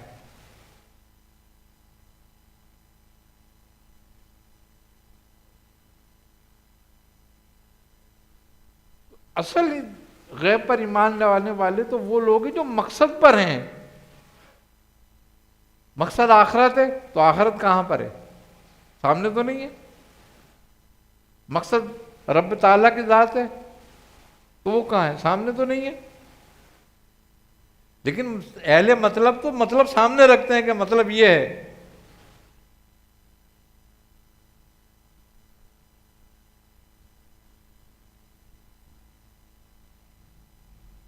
اور اہل مقصد نفع نقصان پہ نہیں ہوتے، وہ اپنے مقصد پر ہوتے ہیں، چاہے کتنا بڑا نقصان ہو اور چاہے کتنا ہی بڑا فائدہ ہو، انہیں اپنے مقصد حاصل کرنا ہے۔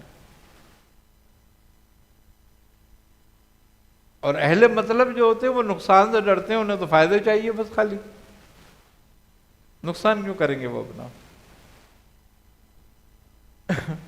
اور اخلاق پر پہنچنا نقصان ہی نقصان ہے مطلب والے کے لیے، مقصد والے کے لیے فائدہ ہے، وہ فائدے کا سودا کر رہا ہے۔ کیوں؟ کہ اس کا اخلاق اس کو اس کے مقصد کے قریب کر رہا ہے، اور مطلب والے کو مطلب سے دور کر رہا ہے، تو وہ اس لیے کبھی اخلاق کو نہیں اپنائے گا۔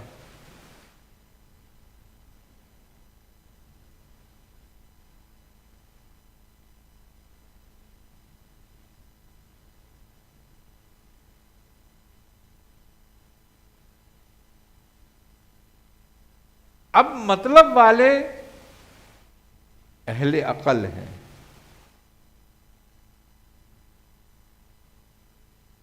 اور مقصد والے اہل دل۔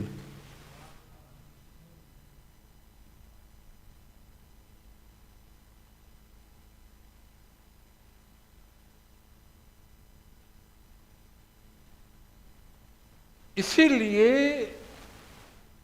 بزرگ کہتے ہیں کہ علم سے 3 چیزیں حاصل ہوتی ہیں،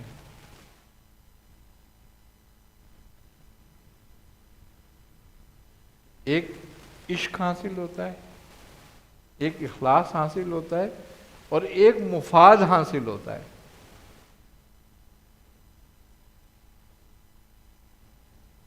اب یہ ایک ہی چیز کے 3 نتیجے کیوں ہوتے ہیں الگ الگ؟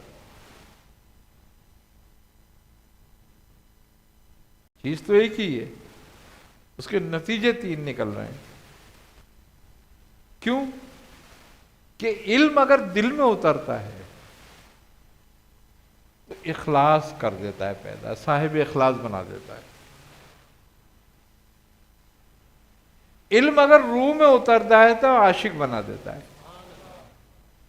اہل عشق میں سے کر دیتا ہے۔ اور علم اگر سر پہ سوار ہو جائے تو اہل مفاد کر دیتا ہے۔ تو یہ 90% دماغوں پہ چڑھتا ہے، 1% دل میں اترتا ہے۔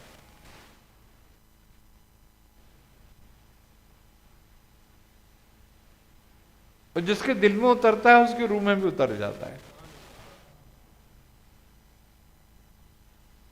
وہ جن کے دماغوں پہ چڑھ جاتا ہے ان کی زبان پہ اترتا ہے.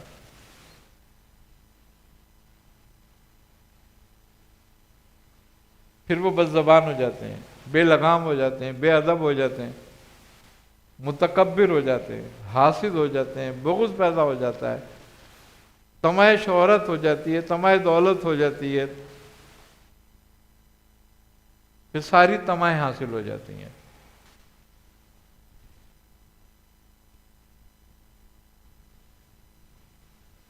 جس کا نتیجہ وہی ہے ثم رددناہ اسفل سافلین.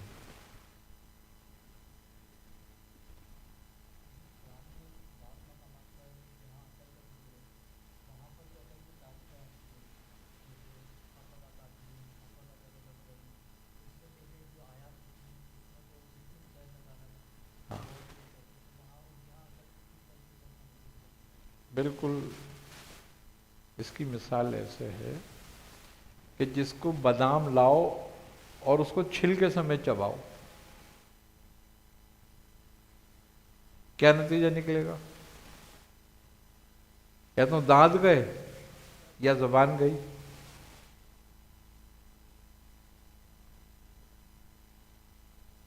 عقل کا تزکیہ نہ ہو تو یہ زہر قاتل ہے. پھر عقل کا تزکیہ کرنا ضروری ہوتا ہے. عقل کا تزکیہ اخلاق کے بغیر نہیں ہوتا. جب دنیا کی محبت ترک کی جاتی ہے تب عقل کا تزکیہ ہوتا ہے. ہر چیز کا ایک تدبر ہے، اس کو مدبر کرنا پڑتا ہے. عقل سب سے زیادہ فساد ڈال سکتی ہے اور عقل ہی پہچان کراتی ہے.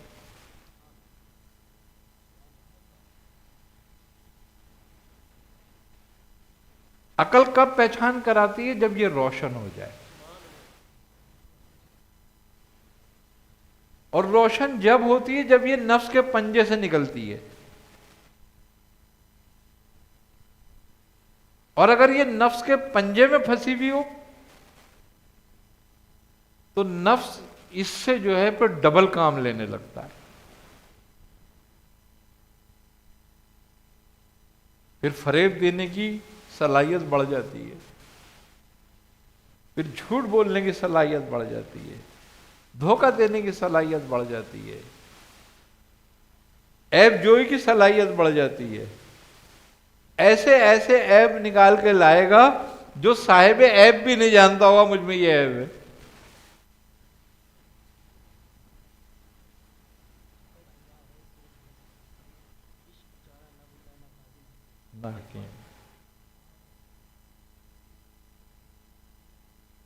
اس کو جب تک بزرگ کہتے ہیں کہ علم تصفیے کے بغیر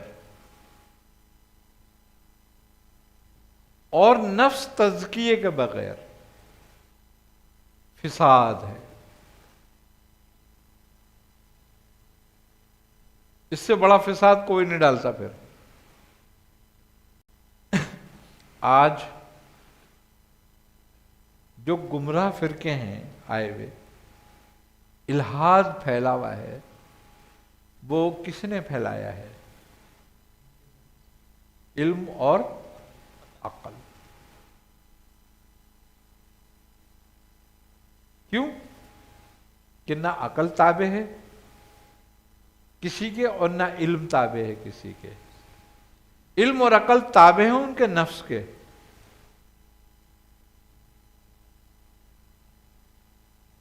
ایک جاہل آدمی اتنی تباہی نہیں لا سکتا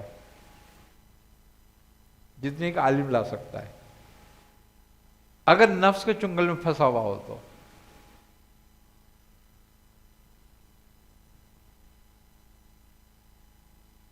اور علم عقل کو تقویت دیتا ہے،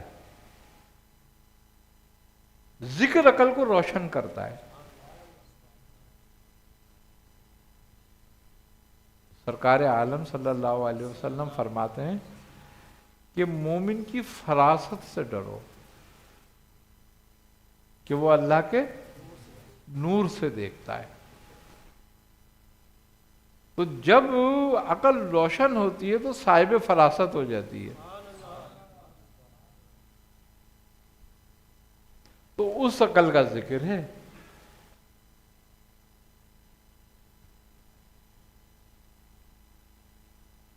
اللہ بھی کہتا ہے کہ اور تم کیا عقل نہیں رکھتے؟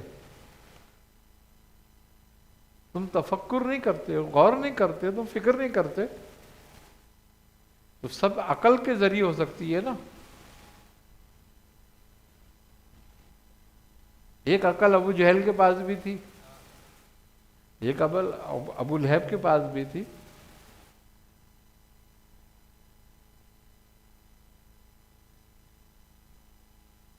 مگر ظلمت میں پھنسی ہوئی تھی،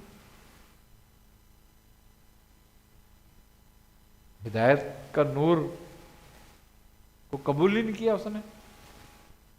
آج بھی وہی بات ہے.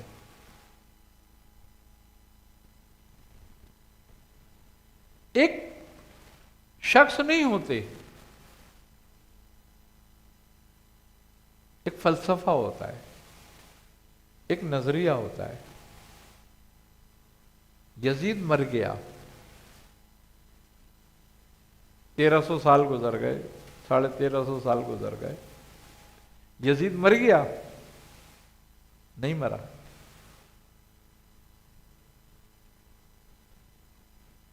آج بھی اس کا فلسفہ زندہ ہے، آج بھی اس کا نظریہ زندہ ہے.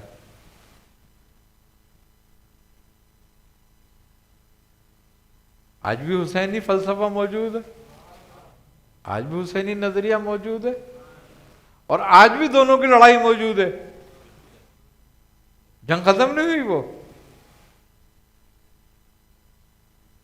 لوگ نہیں مرتے، لوگ مر جائیں، نظریے نہیں مرتے.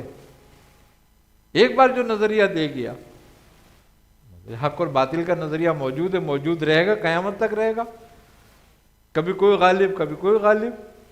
تو اس کا مطلب کیا ہو گیا کہ اگر ہم غالب رہے، باطل غالب آ جائے، تو کیا باطل کے ساتھ کھڑے ہو جانا چاہیے؟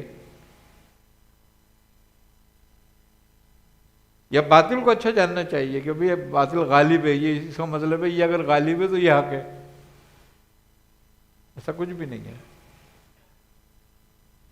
کمال بات یہ ہے کہ حق ہمیشہ تھوڑے لوگوں میں رہے گا.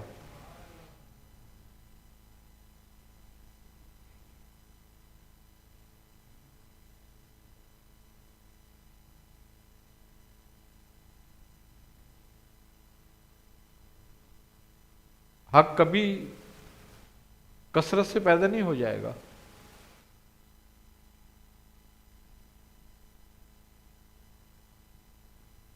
اللہ تعالیٰ کہہ رہا ہے لَقَدْ حَقَّ الْقَوْلُ عَلَىٰ أَكْثَرِهِمْ فَهُمْ لَا يُؤْمِنُونَ. ایک اکثریت ایمان نہیں لانے کی،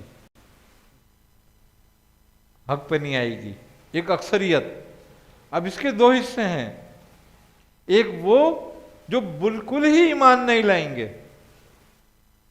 ایک وہ جو ایمان لا کر بھی حق پہ نہیں آئیں گے. وہ ایمان لانے کے بعد بھی حق کے ساتھ نہیں ہوں گے، ان کی اکثریت ہوگی.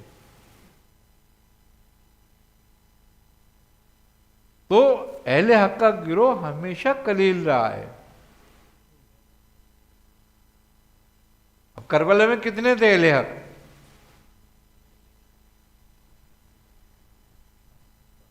72.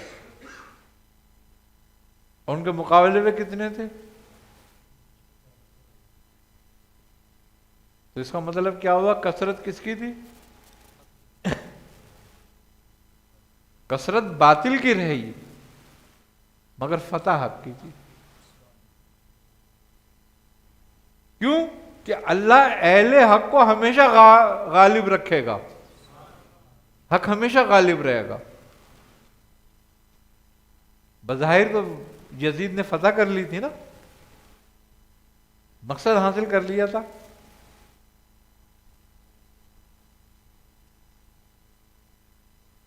لیکن وہ کسی نے کہا ہے نا کہ قتل حسین اصل میں مرگ یزید ہے. اگر وہ حضرت امام حسین علیہ مقام کو شہید نہ کرتا تو شاید اس کا نام زندہ رہتا، اطاعت کر لیتا، قبول کر لیتا حق کو، تو اہل حق سے ہو جاتا.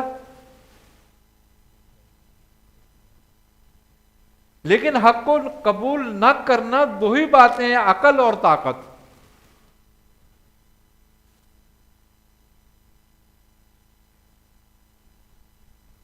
بندہ جب طاقتور ہوتا ہے نا تو وہ سمجھتا ہے کہ بس میں حق ہوں، اس لیے وہ حق کو قبول نہیں کرتا.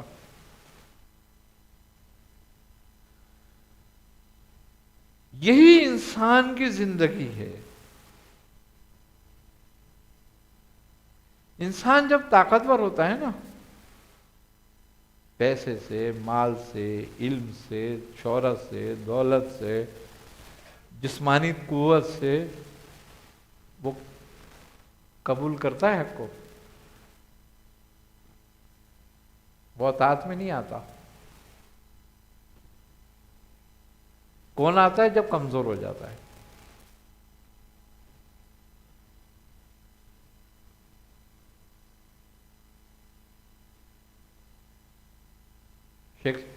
حضرت شیخ سعدی رحمۃ اللہ علیہ کا شعر ہے، وہ کہتے ہیں کہ در جوانی توبہ کردم شیوہ پیغمبری،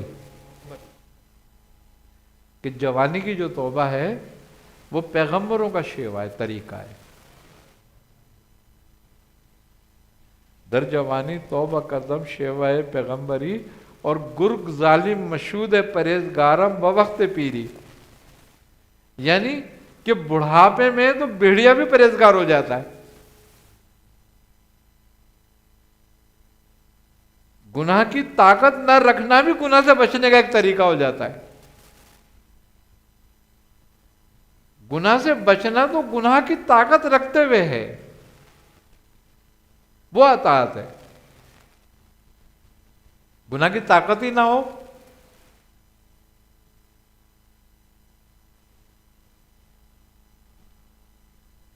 یہ بات ہے کہ جو پوری طاقت رکھتے ہوئے اطاعت کو قبول کرتا ہے، حق کو قبول کرتا ہے، اصل میں وہ حق کے ساتھ ہے.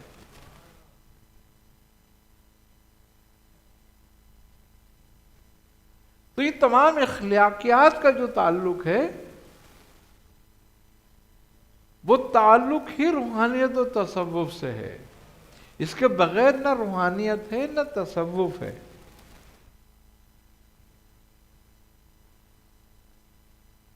سب سے زیادہ زور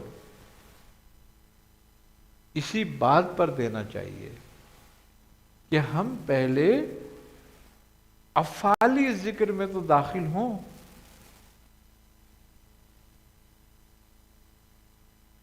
جب ہم اخلاقیات کو حاصل کر لیتے ہیں، آپ کی نماز کی بھی تبدیلی ہو جائے گی، ایک الگ سرور پیدا ہو جائے گا اس نماز میں، آٹومیٹک حضوری پیدا ہو جاتی ہے. روزے کا بھی مقصد پورا ہوگا.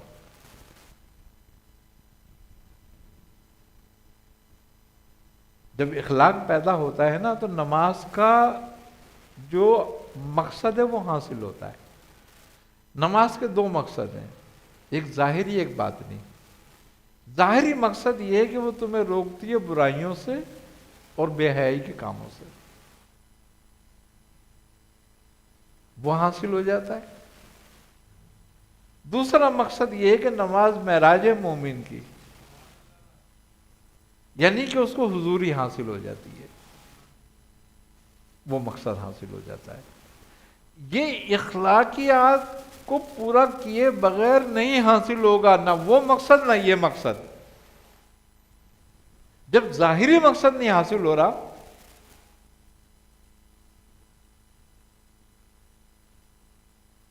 اسی طرح روزے کا دو مقصد ہیں.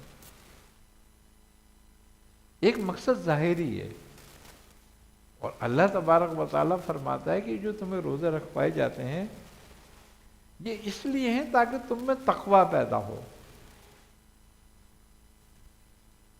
بتاؤ، ساری عمر گزر گئی روزہ رکھتے ہوئے، کوئی تقوی پیدا ہوا؟ پیدا ہی نہیں ہوا، کیونکہ سمجھتے ہی نہیں تقوی کیا چیز ہوتی ہے، تو پیدا کیسے ہوگا وہ؟ روزہ رکھ لیے پر ٹھیک ہے، ثواب ہو گیا اس کا جو بھی کچھ ہونا ہے، لیکن مقصد حاصل نہیں ہوا۔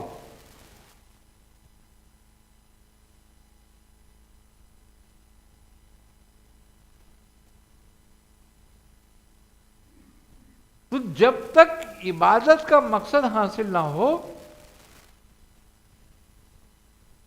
عبادت میں ثواب تو ہوتا ہے، معرفت نہیں ہوتی، ثواب مل جاتا ہے، خدا نہیں ملتا۔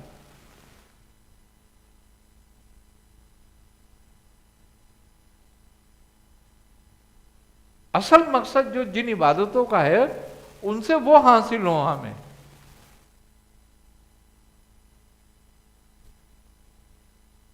بندگی کا سب سے بڑا مرتبہ ہی تقوی ہے، انسان کا سب سے بڑا مرتبہ جو ہے وہ تقوی ہے، اس کی سب سے بڑی صفت تقوی ہے۔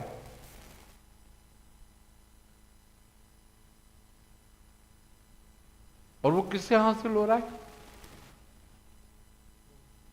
روزے سے۔ روزہ کیا ہے؟ ترک کرنا۔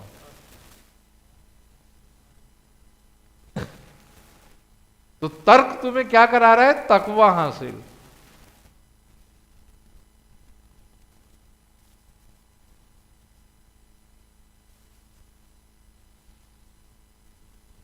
اس میں تم حرام چیزیں ترک نہیں کرتے، اس میں تم حلال چیزیں ترک کرتے ہو۔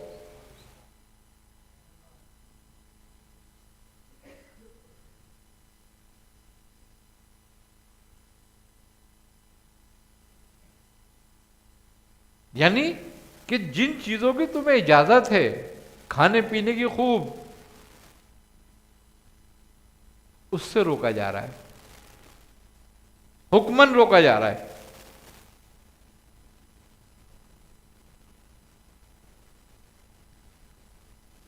تو جائز چیزوں سے، حلال چیزوں سے روکا جا رہا ہے نا، تو اس ترک کا نتیجہ کیا نکل رہا ہے؟ تقوی۔ پورا سلوک روزہ ہی ہے۔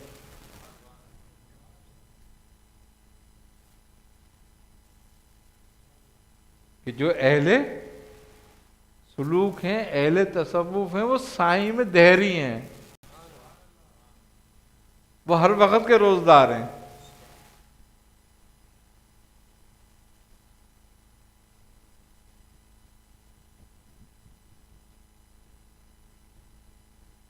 روزوں میں گناہ سے بچا جاتا ہے؟ نہیں بچا جاتا۔ نماز روکتی ہے گناہوں سے،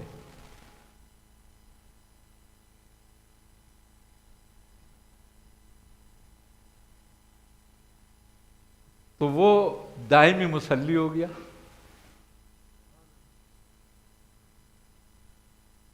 دائمی نمازی ہو گیا۔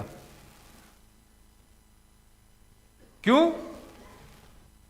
کہ نماز کا نتیجہ حاصل ہو گیا اس کو۔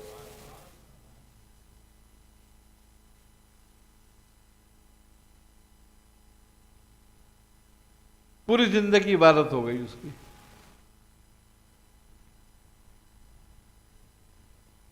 ہر وقت وہ نماز میں، ہر وقت وہ ذکر میں، بس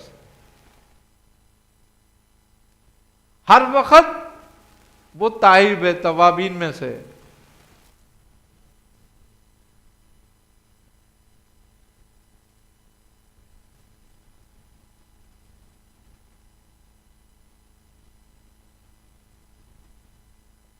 اس کی ساری زندگی عبادت ہو گئی کہ ہر وقت وہ توبہ میں، ہر وقت وہ نماز میں، ذکر میں، ہر وقت وہ روزے میں۔ یہ سلوک کے پہلے درجوں کا مقام ہے کہ اس کو صلاۃ دائمی حاصل ہو جاتی ہے۔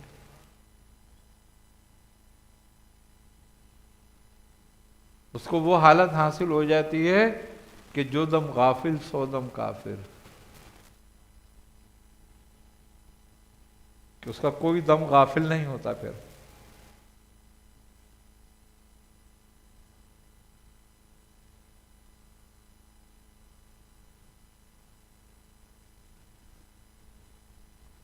ہر وقت وہ حضوری میں موجود ہے۔ تو اولیاء اللہ وہی نمازیں پڑھتے ہیں، وہی روزے رکھتے ہیں، وہی ذکر کرتے ہیں، وہی فکر کرتے ہیں جو ہم سب کرتے ہیں، لیکن وہ اللہ کے دوست کیوں ہو جاتے ہیں اور ہم کیوں نہیں ہوتے؟ ہم سب کر کے بھی دشمن بنے ہوئے ہیں، غیر ہیں رب سے۔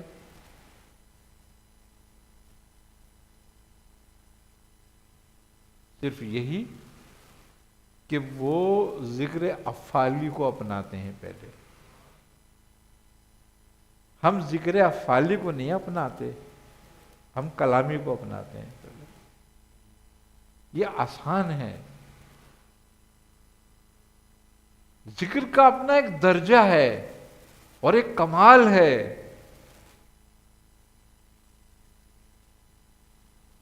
وہ زمین ہموار ہوتی ہے۔ جب ہم کوئی کھیتی لگاتے ہیں تو سب سے پہلے ہم کیا کرتے ہیں؟ زمین بناتے ہیں نا۔ جتنی اچھی زمین بنتی ہے اتنی اچھی فصل آتی ہے پھر۔ تو جو ذکر افعالی ہے، اخلاق ہے، یہ زمین بنانا ہے اور ذکر اس کا بیج ہے۔ پھر جب ہم ذکر کرتے ہیں اس کے بعد پھر فصل ہوتی ہے، پھر اس کا نتیجہ آنا ہی آنا ہے، ہر حال میں آنا ہے۔ اگر ہمارے ذکر میں تھوڑا بہت نقص بھی آئے گا، بیج نکلے گا، فصل نکلے گی ضرور۔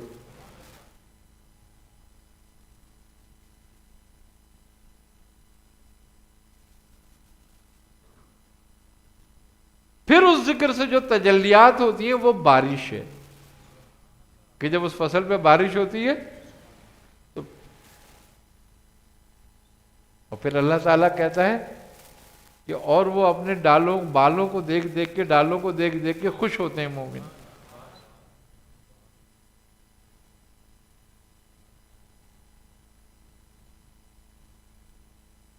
اور کافر غضب میں ہوتے ہیں۔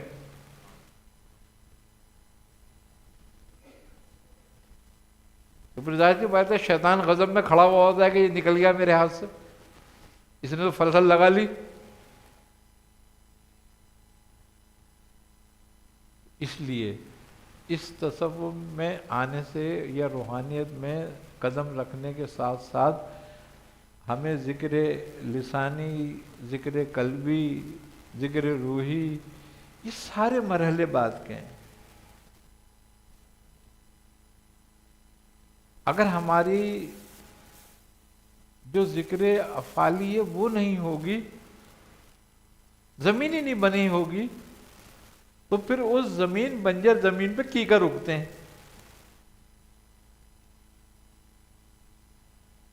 کھیتیاں نہیں ہوتی، پھل نہیں لگتے۔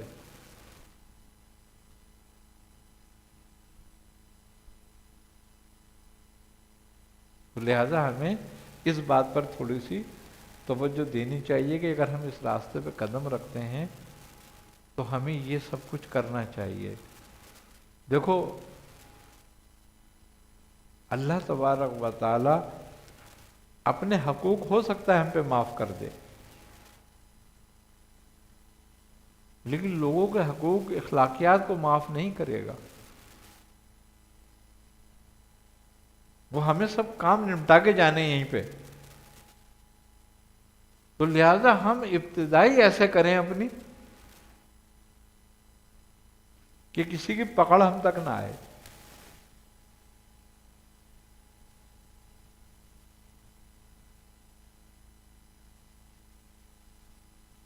یہ اس کے بغیر ساری تربیت، سارا سلوک، ساری ریاضتیں، ساری عبادتیں بے مقصد ہو جاتی ہیں۔ تصوف کا مقصد تعلق پیدا کرنا ہے، اور ہر چیز کے قواعد اور ضوابط ہیں۔ اگر ہم تعلق پیدا کرنا چاہتے ہیں تو ہمیں یہ سب کچھ کرنا پڑے گا، پھر سچوں سے تعلق پیدا ہوگا۔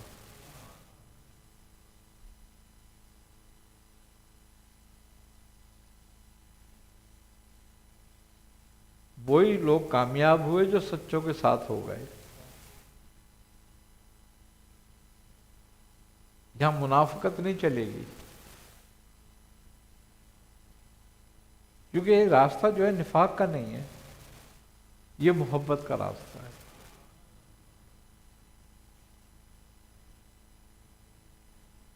اور اس راستے پہ وہی چل سکتے ہیں اللہ نے جن کے دلوں میں محبت ڈالی ہے، اور محبت ہی نفس کو قابو کرتی ہے، ورنہ نفس قابو نہیں ہوتا۔ محبت قوت ہے انسان کی۔ لاچار آدمی، ضعیف آدمی، ناتواں آدمی کسی کو قابو نہیں کر سکتا جب تک کہ اس کے پاس کوئی سورس، کوئی فورس نہ ہو۔ تو اللہ کی محبت اور رسول کی اطاعت ہماری فورس اور سورس ہے، اسی کے ذریعے ہم قابو کر سکتے ہیں، نہیں تو سارا کام بے مقصد ہو جاتا ہے۔ اللہ تعالی ہمیں سوچنے سمجھنے کی صلاحیت عطا کرے۔ اللہم صلی علی محمد النبی الامی معدن الجود والکرم وعلی آلہ وبارک وسلم وصلوا علیہ۔ یا الہ العالمین یا ارحم الراحمین، اپنے حبیب صلی اللہ علیہ وسلم کے صدقہ طفیل میں ہمیں ہر طرح کی گمراہیوں سے، محتاجگیوں سے، ذلتوں سے، رسوائیوں سے، ہر طرح کے ظاہری باطنی امراض سے، ہر طرح کی آفات ناگہانیاں، اموات ناگہانیاں سے محفوظ فرما۔ ہر طرح کی رحمتیں، نعمتیں، برکتیں، راحتیں، آسانی عطا فرما۔ یا الہ العالمین، ہم سے جو پہلے مومن مومنات، مسلم مسلمات، صالحین صالحات اس دنیا فانی سے کوچ کر چکے ہیں، ان کی مغفرت فرما، ان کو اپنے جوار رحمت میں جگہ عطا فرما۔ یا الہ العالمین، ہم سب کا کبیرہ صغیرہ گناہوں کو معاف فرما۔ یا الہ العالمین، ہمیں دنیا اور آخرت میں اہل بیت کی محبت عطا فرما۔ یا الہ العالمین، ہمیں دنیا اور آخرت میں ان کی غلامی نصیب فرما۔ یا الہ العالمین، ہمارا خاتمہ بالخیر فرما۔ ربنا تقبل منا انک انت السمیع العلیم وتب علینا انک انت التواب الرحیم۔ صلی اللہ تعالی علی خیر خلقہ محمد وعلی آلہ وصحابہ اجمعین برحمتک۔